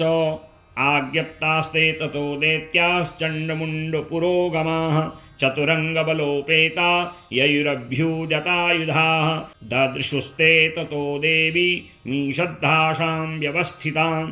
सिंहस्योपरि शैलेन्द्र शृङ्गे महति काञ्चने ते दृष्ट्वा तां समादातु मुद्यमं चक्रुद्यताः आकृष्टचापाशिधरास्तथान्ये तत्समीपगाः ततः कोपं चकारोच्चैरम्बिका तानरीन् प्रति कोपेन चास्या वदनं मषीवर्णमभूत्तदा भ्रुकुटीकुटिला तस्या ललाटफलकाद्धृतम् कालीकरालवदना विनिष्क्रान्ता शिपाशिनी विचित्रखट्वाङ्गधरा नरमाला विभूषणा द्वीपिचर्मपरिधाना सूक्ष्मांशातिभैरवा अतिविस्तारवदना जिह्वाललनभीषणा निमग्ना रत्ननयना नादा पूरितदिङ्मुखा सा वेगेनाभिपतिता घातयन्ती महासुरान् सैन्ये तत्र सुरारीणामभक्षयत्तदबलं पार्श्वीगाहाङ्कुशङ्गाहि योधघण्टासमन्वितां समादायैकहस्तेन मुखे चिक्षेपवारणान् तथैव योधं तुरगै रथं सारथिना सह निक्षिप्य वक्त्रे दशनैर्चर्वयन्त्यतिभीषणम् एकं जग्राह केशेषु ग्रीवायामथ चापरं पादेनाक्रम्य चैवान्यो मूर्धान्यमपोथयत् तैर्मुक्तानि च शस्त्राणि महास्त्राणि तथासुरैः मुखेन जग्राहरुषा दशनैर्मथितान्यपि बलिनां तद्बलं सर्वमसुराणां दुरात्मनां ममर्दा भक्षयच्चान्या नन्याश्चाताडयत्तथा अशिना निहता केचित् खट्वाङ्गताडिताः जगमुर्विनाशमसुरा दन्ताग्राभिहतास्तथा क्षणेन तद्बलं सर्वमसुराणां निपातितं दृष्ट्वा चण्डोऽभिदुद्राव तां कालीमतिभीषणां शरवर्षैर्महाभीमैर्भीमाक्षीं तां महासुरः छादयामाश चक्रैश्च मुण्डः क्षिप्तैः सहस्रशः तानि चक्राण्येकानि विषमानानि तन्मुखं बभूर्यथार्कबिम्बानि सुबहूनि घनोदरम् ततो जहासातिरुषा भीमं भैरवनादिनी कालीकरालवक्तान्तर्दुर्दर्शदशनोज्ज्वला उत्थाय च महासिंहं देवी चण्डमधावत गृहीत्वा चाशिकेशेषु शिरस्तेनाशिनाचिनत् अथ मुण्डोऽभ्यधावत्तां दृष्ट्वा चण्डं निपातितं तमप्यपातयद्भूमौ सा खड्गाभिहतं रुषा हतशेषं ततः सैन्यं दृष्ट्वा चण्डं निपातितं मुण्डं च सुमहावीर्यं दिशो भेजे भयातुरं शिरश्चण्डस्य काली च गृहीत्वा मुण्डमेव च प्राह प्रचण्डाट्टहास मिश्रमभ्येत्य चण्डिकां मया तवात्रोपहृतौ चण्डमुण्डौ महापशु युद्धयज्ञे स्वयं शुम्भं निशुम्भं च हनिष्यसि। ऋषिरुवाच तावानीतौ ततो दृष्ट्वा चण्डमुण्डौ महासुरौ उवाच काली कल्याणी ललितं चण्डिकावचः यशमाश्चण्डं च मुण्डं च गृहीत्वा तमुपागता चामुण्डेति ततो लोके ख्याता देवी भविष्यसि। ओम श्री मार्कण्डेय पुराणे सावर्णिके मन्वन्तरे देवी माहात्म्ये सप्तमः श्री जगदम्बार्पणमस्तु। अष्टमोऽध्यायः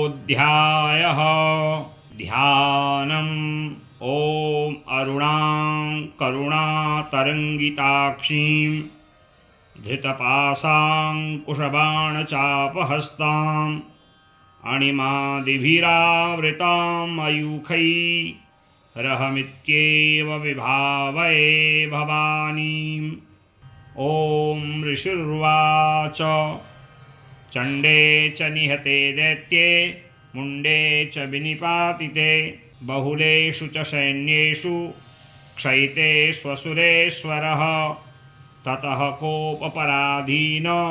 चेताः शुम्भः प्रतापवान् उद्योगं सर्वसैन्यानां दैत्यानामादिदेशः अद्य सर्वबलैर्दैत्याः षडशीतिरुदायुधाः कम्बूनां चतुरशीतिर्निर्यान्तु सबलैर्भृताः कोटिवीर्याणि 50 असुराणां कुलानि वै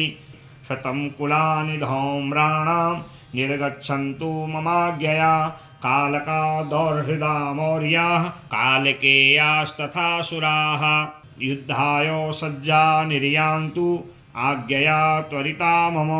इत्याज्ञाप्यासुरपतिः शुम्भो भैरवशासनः निर्जगामो महासैन्य सहस्रैर्बहुभिर्वृतः आयान्तं चण्डिका दृष्ट्वा तत्सैन्यमतिभीषणं ज्वासनैः पूरयामास धरणी गगनान्तरं ततः सिंहो महानाद मतीव कृतवान् नृप घण्टास्वनेन तन्नाद मम्बिका चोपबृंहयत् धनुर्जा सिंहघण्टानां नादापूरितदिङ्मुखा निनादैर्भीषणैः काली जिज्ञे विस्तारितानना तं निनादमुपसृत्य दैत्यसैन्यश्चतुर्दिशं देवी सिंहस्तथा काली सरोषैः परिवारिताः एतस्मिन्नन्तरे भूप विनाशाय सुरद्विषां भवायामरसिंहानामतिवीर्यबलान्विताः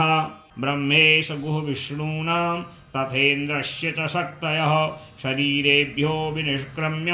तद्रूपैश्चण्डिकां ययुः यस्य देवस्य रूपं यथा भूषणवाहनं तद्वदेहि तत्शक्ति रशुरान् योद्धुमायौ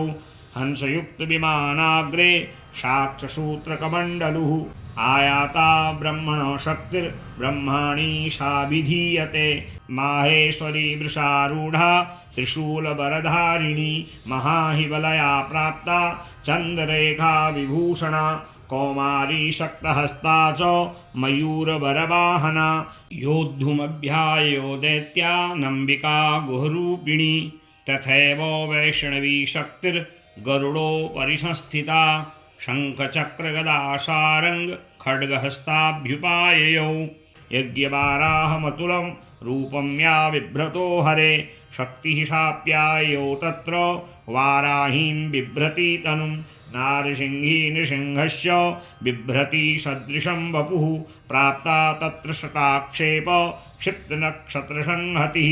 वज्रहस्ता तथैवेन्द्री गजराजोपरिस्थिता प्राप्ता सहस्रनयना यथा शक्रस्तथैव सा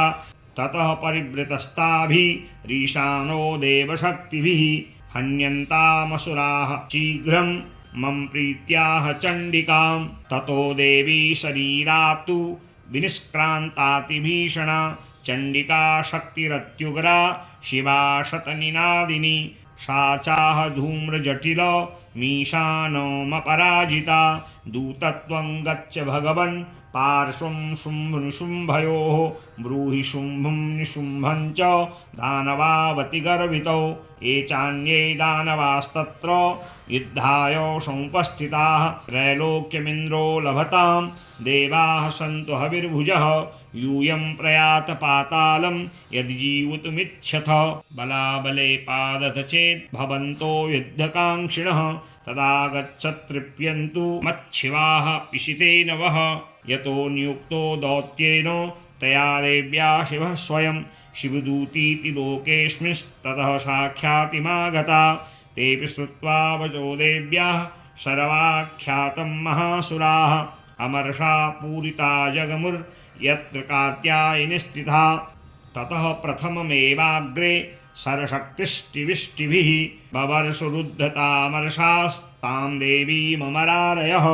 सा च तान् प्रहितान् बाणान् शूलशक्तिपरस्वधान् चिच्छेदलीलयाद्मात धनुर्मुक्तैर्महेषुभिः तस्याग्रतस्तथा काली शूलपादविदारितान् खट्वाङ्गपोतितांश्चारीन् कुर्वती व्यचरत्तदा कमण्डलुजलाक्षेप हतिवीर्यान् हतौजसः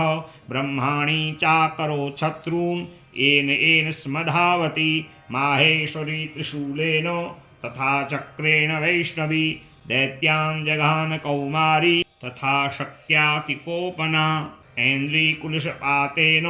शतशो दैत्यदानवाः पेतुर्विदारिता पृथिव्यां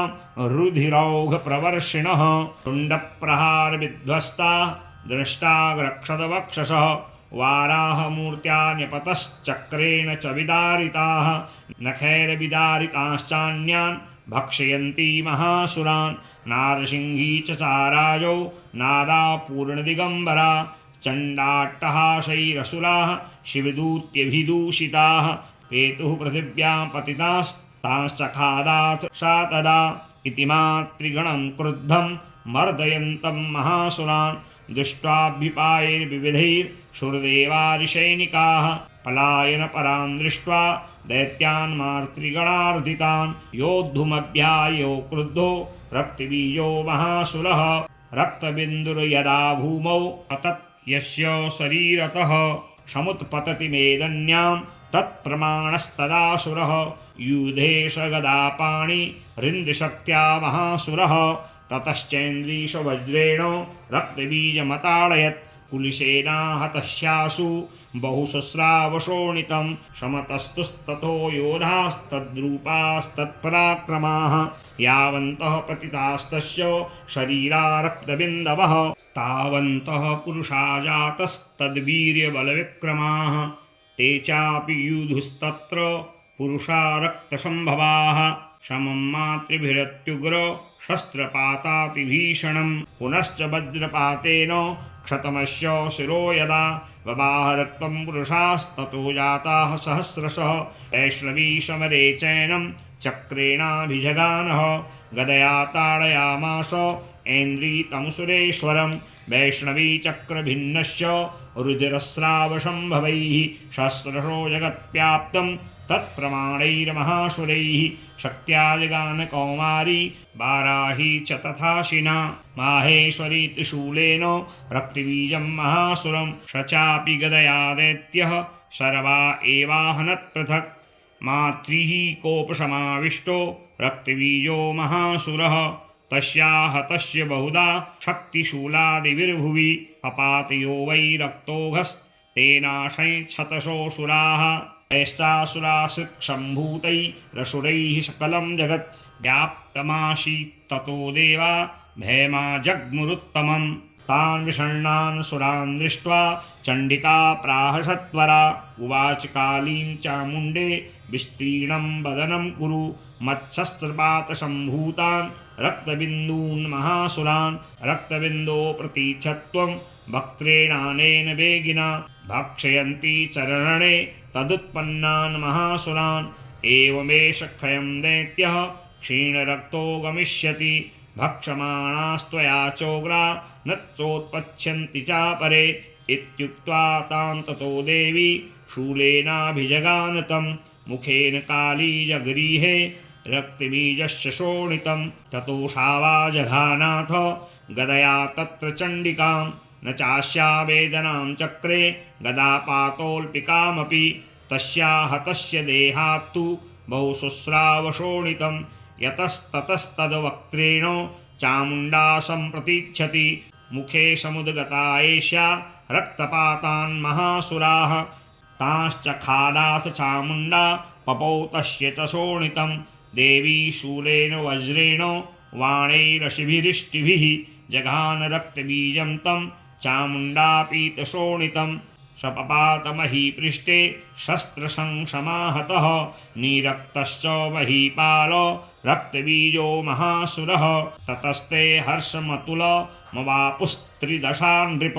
तेषां मातृगणो जाता ननृता शृङ्मदोद्धतः। ॐ श्रीमार्कण्डेय पुराणे सावर्णिके मन्वन्तरे देवी माहात्म्ये अष्टमः श्रीजगदम्बार्पणमस्तु। नमोऽध्यायः। ध्यानम्। ॐ बन्धूककाञ्चननिभं रुचिराक्षमालां पाशाङ्कुशौ च वरदां निजबाहुदण्डैः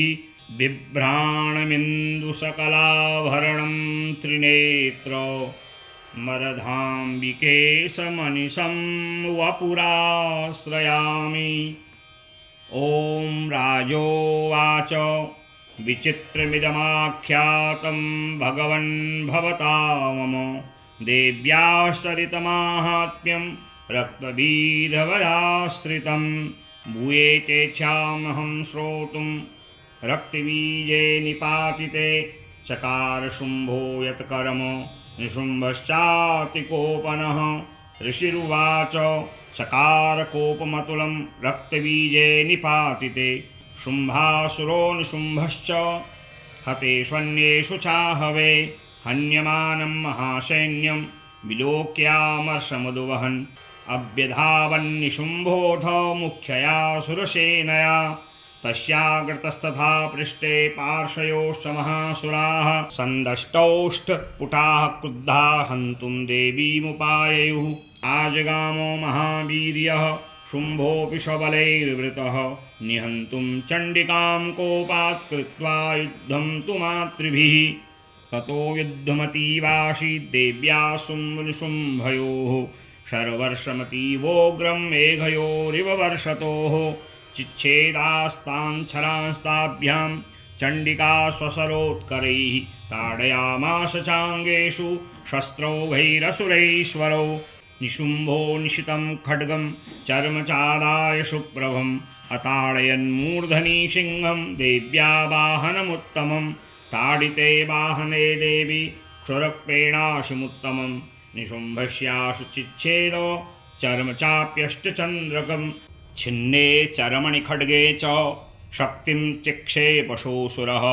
तामप्यस्य द्विधा चक्रे चक्रेणाभिमुखागतान् कोपाधमातो निशुम्भोऽथ शूलं जग्राह दानवः आयातं मुष्टिपातेन देवी तच्चाप्यचूर्णयत् आविद्याथ गदां सोऽपि चिक्षेप चण्डिकां प्रति शापि देव्या त्रिशूलेन भिन्ना भस्मत्वमागता ततः परशुहस्तं तमायान्तं दैत्यपुङ्गवम् आहत्य देवीं बाणौ घैरपातयत भूतले तस्मिन्निपतिते भूमौ निशुम्भे भीमविक्रमे भ्रातर्यतीव संक्रुद्ध प्रयो हन्तुमम्बिकां सरथस्थस्तथा युच्चैर्गृहीत परमायुधैः भुजैरष्टाभिरतुलैर्व्याप्याशेषं बभौ नभः तमायान्तं समालोक्य देवी शङ्खमवादयत् ज्याशब्दं चापि धनुषश्चकारातीव दुस्सहं पूरयामास ककुभो निजघण्टास्वनेन च समस्तदैत्यसैन्यानां तेजोबलविधायिना ततः सिंहो महानादैस्त्याजितेभ महामदैः पूरयामास गगनं गां तथैव दिशो दश ततः काली समुत्पत्य गगनं क्ष्मा ताडयत् कराभ्यां तन्निनादेन प्राक्ष्वनास्ते तिरोहिताः अट्टाटः समशिवं शिवदूती चकारः तैः शब्दैरसुरास्त्रेषु शुम्भः कोपं परं ययौ दुरात्मतिष्ठेति व्याजहाराम्बिका यदा तदा दैत्यभिहतं देवैराकाशसंस्थितैः शुम्भेनागत्य या शक्तिर्मुक्ता ज्वालातिभीषणा आयान्ति बह्निकूटाभा सा निरस्ता महोल्कया सिंहनादेन शुम्भस्य व्याप्तं लोकत्रयान्तरं निर्घातो निःस्वनो घोरो जितवान् बनीपते शुम्भमुक्तान् छलान् देवी शुम्भस्तत्प्रयितान् छलान् चिच्छेद स्वस्वरैरुग्रैः शतशोऽथ सहस्रशः ततः सा चण्डिका क्रुद्धा शूलेनाभिजगानतं शतदाभिहतो भूमो मूर्छितो निपपातः ततोऽनुशुम्भः सम्प्राप्य चेतनामात्तकारमुकः आजगान शरैर्देवीं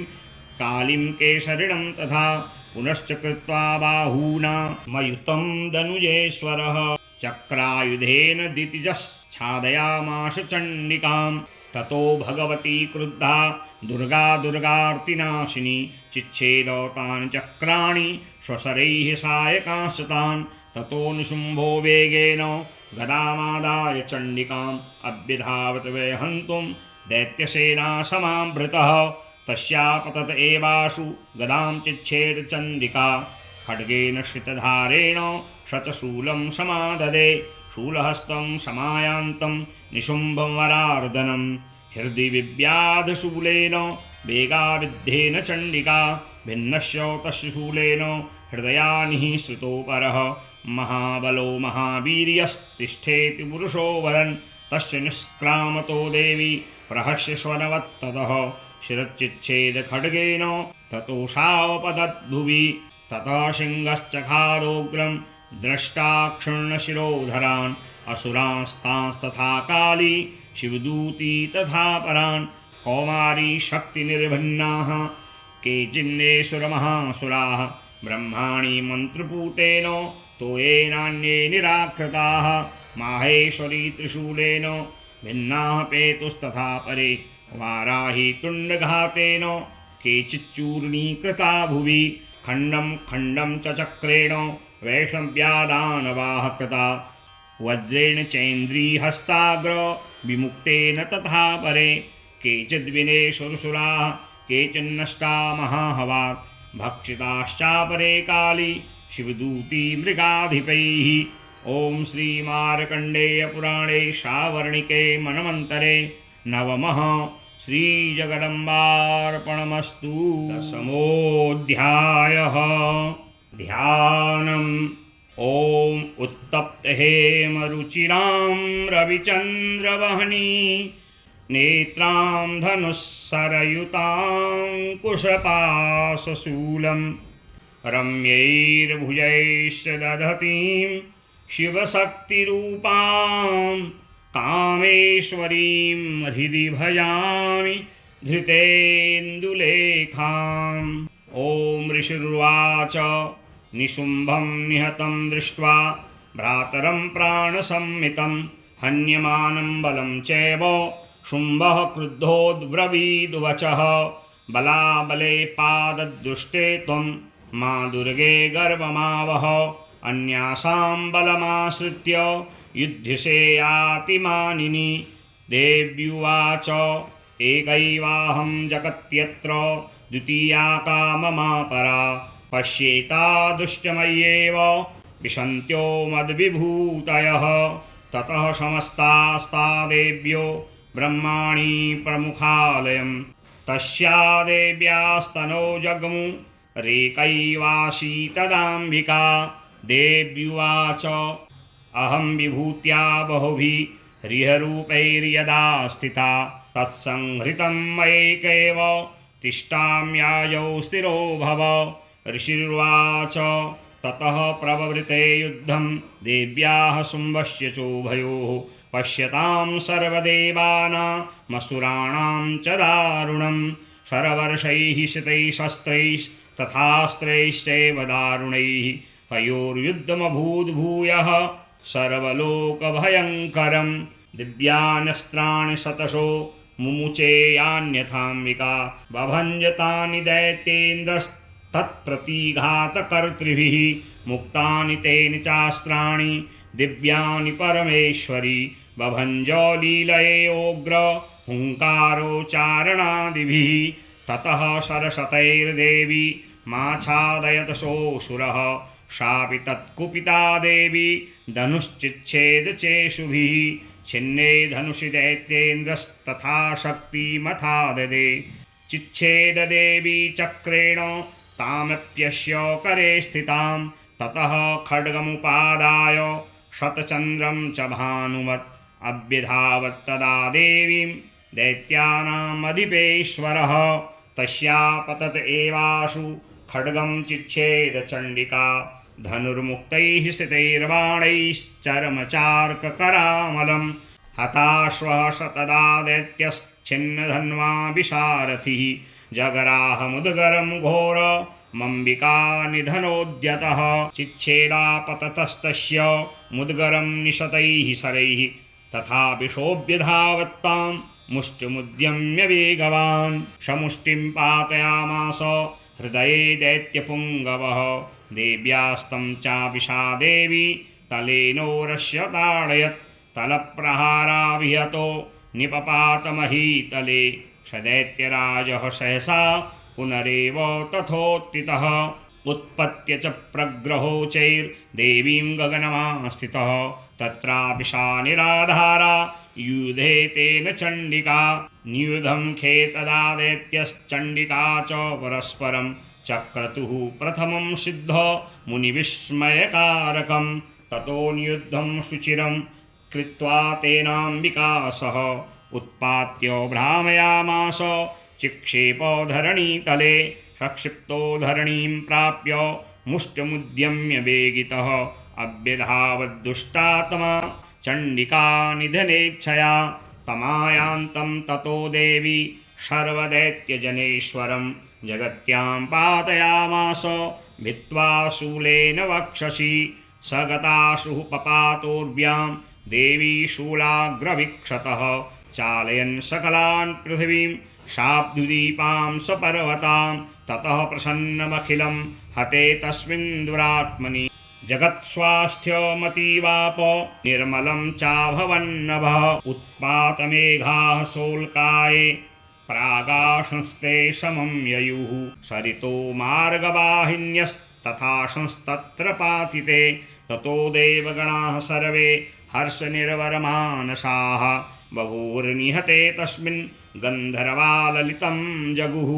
अवादयंस्तथैवान्ये न नृतश्चाप्सरोगणाः ववुः पुण्यास्तथा वाताः सुप्रभो भूद्दिवाकरः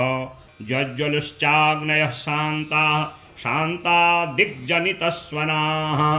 ॐ श्रीमार्कण्डेय पुराणे सावर्णिके मन्वन्तरे देवी माहात्म्ये दशमः श्रीजगदम्बार्पणमस्तु। एकादशोऽध्यायः ध्यानम् ॐ बालरविद्युतिमिन्दुकिरीटां तुङ्गकुचां नयनत्रययुक्तां स्मेरमुखीं वरदाङ्कुशपासा भीतिकरां प्रभजे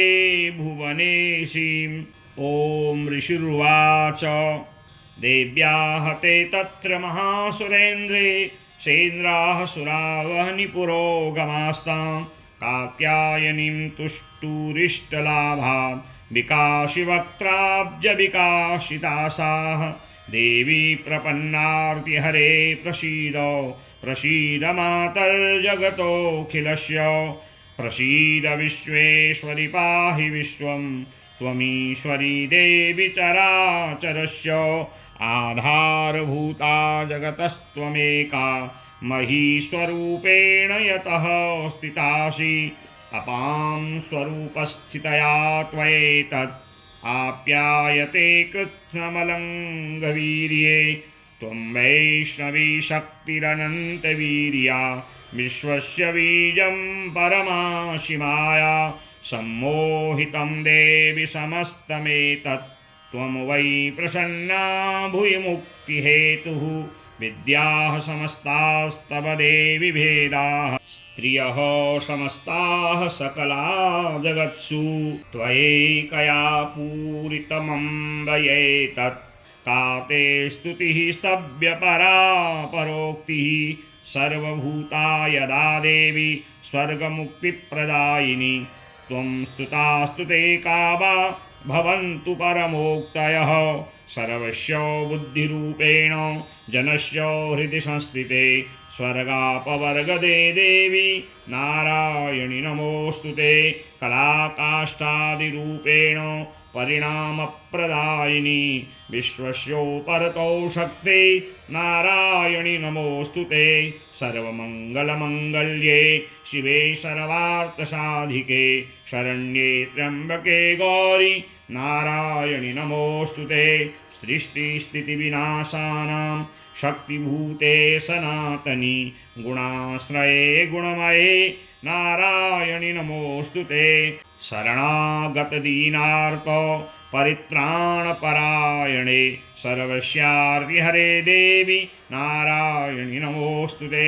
हंसयुक्तविमानस्थे ब्रह्माणि रूपधारिणि कौशाम्भः क्षरिके देवी नारायणि नमोऽस्तु ते त्रिशूलचन्द्राहिधरे महावृषभवाहिनी माहेश्वरी स्वरूपेण नारायणि नमोऽस्तु ते मयूरकुक्कुटवृते महाशक्तिधरे नघे कौमारी रूपसंस्थाने नारायणि नमोऽस्तु ते शङ्खचक्रगदासारङ्गगृहीतपरमायुधे प्रसीद वैष्णवी रूपे नारायणि नमोऽस्तु ते गृहीतोग्रमहाचक्रे द्रष्टो धृतवसन्धरे वराहरूपिणी शिवे नारायणि नमोऽस्तु ते नृसिंहरूपेणोग्रेण हन्तुं दैत्यान् कृतोद्यमे त्रैलोक्यत्राणसहिते नारायणि नमोऽस्तु ते किरीटिनि महावज्रे सहस्रनयनोज्ज्वले वृत्तप्राणहरे चेन्द्रि नारायणि नमोऽस्तु ते शिवदूतीस्वरूपेण हतदैत्यमहाबले घोररूपे महारावे नारायणि नमोऽस्तु ते नृष्टाकरालवदने शिरोमालाविभूषणे चामुण्डे मुण्डमतने नारायणि नमोऽस्तु ते लक्ष्मीलज्जे महाविद्ये श्रद्धे पुष्टिस्वधे ध्रुवे महारात्रि महाविद्ये नारायणि नमोऽस्तु ते मेधे सरस्वतीवरे भूतिवाभ्रवितामसि नियते त्वं प्रसीदेशे नारायणि नमोऽस्तु ते सर्वस्वरूपे सर्वेशे सर्वशक्तिसमन्विते भयेभ्यस्त्राहि नो देवि दुर्गे देवि नमोऽस्तु ते एतत्ते वचनं सौम्यं लोचनत्रयभूषितं पातु नः सर्वभीतिभ्यः कात्यायनि नमोऽस्तु ते ज्वालाकरालमत्युग्र मशेषासुरसूदनं त्रिशूलं पातु नो भीतेर्भद्रकाली नमोऽस्तु ते हिनस्ति दैत्यतेजांसि स्वनेनापूर्यया जगत् सा घण्टा पातु नो देवी पापेभ्यो नः सुतानिव असुराश्रिगवशापङ्क चर्तितस्ते करोज्ज्वलः शुभाय खड्गो भवतु चण्डिके त्वां नता वयं रोगानशेषानपहंसि तुष्टा रुष्टा तु कामान् सकलानभीष्टान् त्वामाश्रितानां न विपन्नराणां त्वामाश्रिता ह्याश्रयतां प्रयान्ति एतत् कृतं यत्कदनं त्वयाद्य धर्मद्विषां देवी महासुराणां रूपैरनेकैर्बहुधात्ममूर्तिं कृत्वाम्बिके तत्प्रकरोति कान्या विद्यासु शास्त्रेषु विवेकदीपे स्वाध्येषु वाक्येषु च का त्वदन्या मम त्वगर्तेति महान्धकारे बिभ्रामयत्येव तदतीव विश्वं रक्षांसि यत्रोर्गविशाश्च नागा यत्रारयो दस्युबलानि यत्र दावानलो यत्र तथाब्धिमध्ये तत्र स्थिता त्वं परिपाशि विश्वं विश्वेश्वरी त्वं परिपासि विश्वं विश्वात्मिकाधार्यसीति विश्वं विश्वेशवन्द्या भवती भवन्ति विश्वाश्रयायै त्वयि भक्तिनम्राः देवि प्रसीद परिपालय नोरिभीतेर्नित्यं यथासुरवधादधुनैव सद्यः पापानि सर्वजगतां प्रशमं नयासु उत्पातपाकजनिताश्च महोपसर्गान् प्रणतानां प्रसीदत्वं देवि विश्वार्तिहारिणी त्रैलोक्यवासिनामीड्ये लोकानां वरदा भव देव्युवाच वरदाहं सुरगणा वरं यन्मन सेच्छथ तं वृद्ध्वं प्रयच्छामि जगतामुपकारकं देवा ऊचुः सर्वाबाधा प्रशमनं त्रैलोक्यस्याखिलेश्वरि एवमेव त्वया कार्यमस्मद्वैरिविनाशनं देव्युवाच दैवस्वतेऽन्तरे प्राप्ते अष्टाविंशतिमे युगे शुम्भो निशुम्भश्चैवान्या उत्पत्स्येते महासुरौ नन्दगोपगृहे जाता यशोदा गर्भसम्भवा ततस्तौ नाशिष्यामि विन्ध्याचलनिवासिनी पुनरप्यतिरौद्रेण रूपेण पृथिवीतले अवतीर्य हनिष्यामि वैप्रचित्तास्तु दानवान् भक्षयन्त्याश्च तानुग्रहान् वैप्रचित्तान् महासुरान् रक्तादन्ता भविष्यन्ति दाडिमी कुसुमोपमाः ततो मां देवताः स्वर्गे मर्त्यलोके च मानवाः त्वन्तो व्याहरिष्यन्ति सततं रक्तदन्तिकां भूयश्च शतवार्षिक्या मनावृष्ट्यामनम्भसि मुनिभिः संस्तुता भूमौ सम्भविष्याम्ययोनिजा ततः शतेन्नेत्राणां निरीक्षिष्यामि यन्मुनिं कीर्तिष्यन्ति मनुजाः शताक्षीमिति मां ततः ततोऽहमखिलं लोकमात्मदेहसमुद्भवैः भरिष्यामि सुराः साकैराविष्टैः प्राणधारकैः साकं भरीति विख्यातिं तदा यास्याम्यं भुवि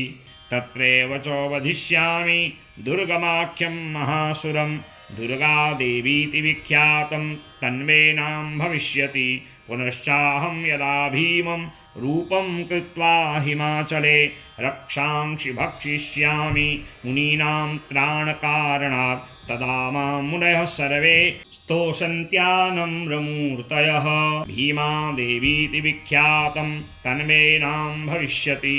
यदारुणाख्यस्त्रैलोक्ये महाबाधां करिष्यति तदाहं भ्रामरं रूपं कृत्वा शङ्खेयषट्पदं त्रैलोक्यस्य हितार्थाय वदिष्यामि महासुरं भ्रामरीति च मां लोकास्तदा स्तोष्यन्ति सर्वतः इत्थं यदा यदा बाधा दानवोत्था भविष्यति तदा तदावतीर्याहं करिष्याम्यरिसंशयम् ओम श्री मार्कंडेय पुराणे सावर्णिके मनमंतरे देवी माहात्म्ये एकादशः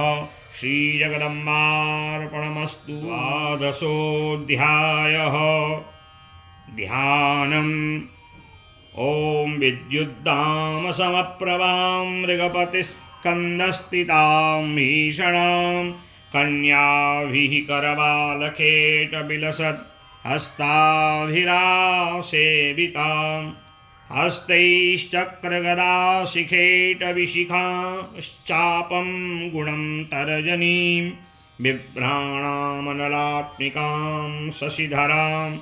दुर्गां त्रिनेत्रां भजे। ॐ देव्युवाच एभिः स्तवैश्चमानित्यं स्तोष्यते यः समाहितः तस्याहं सकलां बाधां नाशयिष्याम्यसंशयं मधुकैटवनाशं च महिषासुरघातनं कीर्तिष्यन्ति एतद्वद्वधं शुम्भनिशुम्भयोः अष्टम्यां च चतुर्दश्यां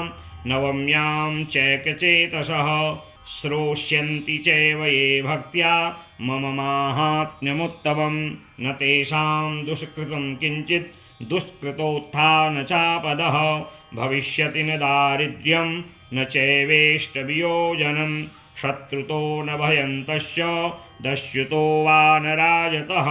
न शस्त्रान्नलतो योगात् कदाचित् सम्भविष्यति तस्यान्ममेतन्माहात्म्यं पठितव्यं समाहितैः श्रोतव्यं च सदा भक्त्या परं स्वस्तयनं हि तत् उपसर्गान् शेषांस्तु महामारी समुद्भवान् तथा त्रिविधमुत्पातं माहात्म्यं समयेन्मम यत्रेतत्पठ्यते सम्यक् नित्यमायतने मम सदा न तत् विमोक्ष्यामि सान्निध्यं तत्र मे स्थितं बलिप्रदाने पूजायामग्निकार्ये महोत्सवे सर्वं ममेतच्चरितं मुच्चार्यं श्राव्यमेव च जानता जानता वापि बलिपूजां तथा कृतां प्रतीच्छिष्याम्यहं प्रीत्या वह्निहोमं तथा कृतं शरत्काले महापूजा क्रियते या च वार्षिकी तस्यान्ममेतन्माहात्म्यं श्रुत्वा भक्तिसमन्वितः सर्वाबाधा विनिर्मुक्तो धनधान्यसुतान्वितः मनुष्यो मत्प्रसादेन भविष्यति न संशयः श्रुत्वा ममेतन्माहात्म्यं तथा चोत्पत्तयः शुभा पराक्रमं च युद्धेषु जायते निर्भयः पुमान् रिपवः संशयं यान्ति कल्याणं चोपपद्यते नन्दते च कुलं पुंसां माहात्म्यं मम शृण्वताम् शान्तिकर्मणि सर्वत्र तथा दुःस्वप्नदर्शने ग्रहपीडासु चोग्रासु माहात्म्यं शृणुयान्मम उपसर्गाः समं यान्ति ग्रहपीडाश्च दारुणाः दुःस्वप्नं च निधिर्दृष्टं सुस्वप्नमुपजायते बालग्रहाभिभूतानां बालानां शान्तिकारकं सङ्घातभेदे चन्द्रिणां मैत्रीकरणमुत्तमं दुर्वृत्तानामशेषाणां बलहानिकरं परं रक्षो भूतपिशाचानां पठनादेव नाशनं सर्वं ममेतन्माहात्म्यं मम सन्निधिकारकम् पशुपुष्पार्घ्यधूपैश्च गन्धदीपैस्तथोत्तमैः विप्राणां भोजनैर्होमैः प्रोक्षणीयैरहर्निशम् अन्यैश्च विविधैर्भोगैः प्रदानैर्वत्सरेण या प्रीतिर्वे क्रियते सास्मिन् सुकृत्सुचरिते श्रुते श्रुतं हरति पापानि तथारोग्यं प्रयच्छति रक्षां करोति भूतेभ्यो जन्मनां कीर्तनं मम युद्धेषु चरितं यन्मे दुष्टदैत्यनिवर्हणं तस्मिन् श्रुते वैरिकृतं भयं पुंसां न जायते युष्माभिः स्तुतयो याश्च ब्रह्मर्षिभिः कृताः ब्रह्मणा च कृतास्तास्तु प्रयच्छन्ति शुभां मतिम् अरण्ये प्रान्तरे वापि दावाग्निपरिवारितः दस्युभिर्वावृतः शून्ये गृहीतो वापि शत्रुभिः सिंहव्याघ्रानुयातो वा वने वा वनहस्तिभिः राज्ञा क्रुद्धेन चाज्ञप्तो बध्यो बन्धगतोऽपि वा आघूर्णितो वा वातेन स्थितः पोते महार्णवे पतस्तु चापि शस्त्रेषु संग्रामे भृशदारुणे सर्वाबाधासु घोरासु वेदनाभ्यर्दितोऽपि वा स्मरन्ममेतच्चरितं नरो मुच्येत सङ्कटात् मम प्रभावात् सिंहाद्या दस्यवो वैरिणस्तथा दूरादेव पलायन्ते स्मरतश्चरितं मम ऋषिरुवाच इत्युक्त्वा सा भगवती चण्डिका चण्डविक्रमा पश्यतामेव देवानां तत्रैवान्तर्धीयत तेऽपि देवा निरातङ्काः स्वाधिकारान् यथा पुरा यज्ञभागभुजः सर्वे चक्रतुर्विनिहतारयः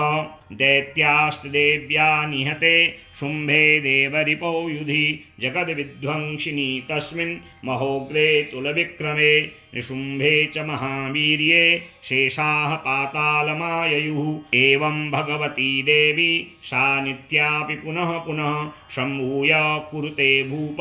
जगतः परिपालनं तये तन्मोह्यते विश्वं शैव विश्वं प्रसूयते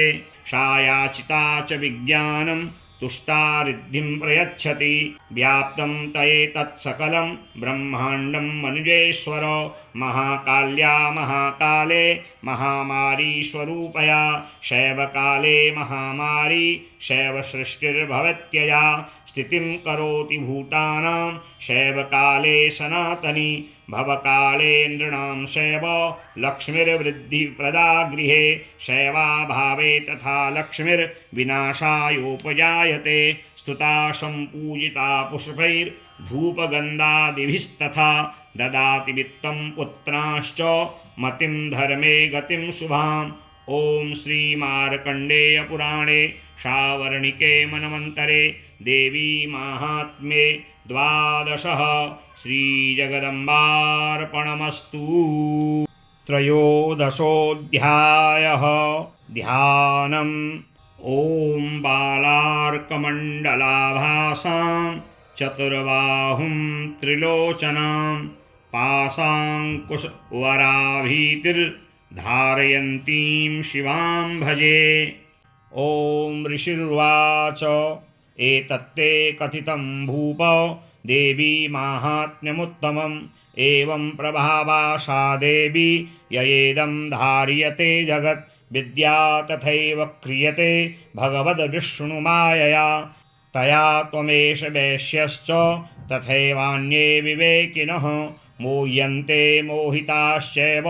मोहमेष्यन्ति चापरे तामुपैहि महाराज शरणं परमेश्वरीम् आराधिता शैव नृणां भोगस्वर्गापवर्गदा। मार्कण्डेय उवाच इति तस्य वचः श्रुत्वा सुरथः स नराधिपः प्रणिपत्य महाभागं तं ऋषिं संशितव्रतं निर्वृणोतिममत्वेन राज्यापहरणेन च जगाम सद्यस्तपसे स च वैश्यो महामुने सन्दर्शनार्थमम्बाया नदीपुलिनसंस्थितः स च वैश्यस्तपस्तेपे देवी सूक्तं परं जपन् तौ तस्मिन् पुलिने देव्याः कृत्वा मूर्तिं महीमयीम् अर्हणा चक्रतुस्तस्याः पुष्पधूपाग्नितर्पणैः निराहारौ यताहारौ तन्मनस्कौ समाहितौ ददतुस्तौ बलिं चैव निजगात्रा श्रीगुच्छितम् एवं समाराधयतोस्त्रिभिर्वर्षैर्यतात्मनो परितुष्टा जगद्धात्री प्रत्यक्षं प्राह चण्डिका। देव्युवाच यत्प्रार्थ्यते त्वया भूप त्वया च कुलनन्दन मत्तस्तत्प्राप्यतां सर्वं परितुष्टा ददामि तत्। मार्कण्डेय उवाच ततो ब्रवे नृपो राज्य मयुभ्रंशन्यजन्मनि अत्रैव च निजं राज्यं हतशत्रुबलं बलात् सोऽपि वैश्यस्ततो ज्ञानं ब्रवे निर्वर्णमानसः ममेत्यहमिति प्राज्ञः सङ्गविच्युतिकारकं। देव्युवाच स्वल्पैरहोभिर्निपृते स्वं राज्यं प्राप्स्यते भवान् हत्वा रिपून् स्खलितं तव तत्र भविष्यति मृतस्य भूयः सम्प्राप्य जन्मदेवा विवस्वतः सावर्णिको नाम मनुर्भवान् भूयि भविष्यति वैश्यवर्य त्वया यश्च वरस्मत्तोऽभिवाञ्छितः तं प्रयच्छामि संसिद्ध्यै तव ज्ञानं भविष्यति। मार्कण्डेय उवाच इति दत्त्वा तयोर्देवी यथाभिलषितं वरं बभूवान्तर्हिता सद्यो भक्त्या ताभ्यामभिष्टुता। एवं देव्या वरं लब्ध्वा सुरथः क्षत्रियर्षभः सूर्याजन्म समासाद्य सावर्णिर्भविता मनुः। एवं देव्या वरं लब्ध्वा सुरथः क्षत्रियर्षभः सूर्याजन्म समासाद्य सावर्णिर्भविता मनुः। क्लीं ॐ श्रीमार्कण्डेय पुराणे सावर्णिके मनवन्तरे देवी माहात्म्ये त्रयोदशः श्रीजगदम्बार्पणमस्तु।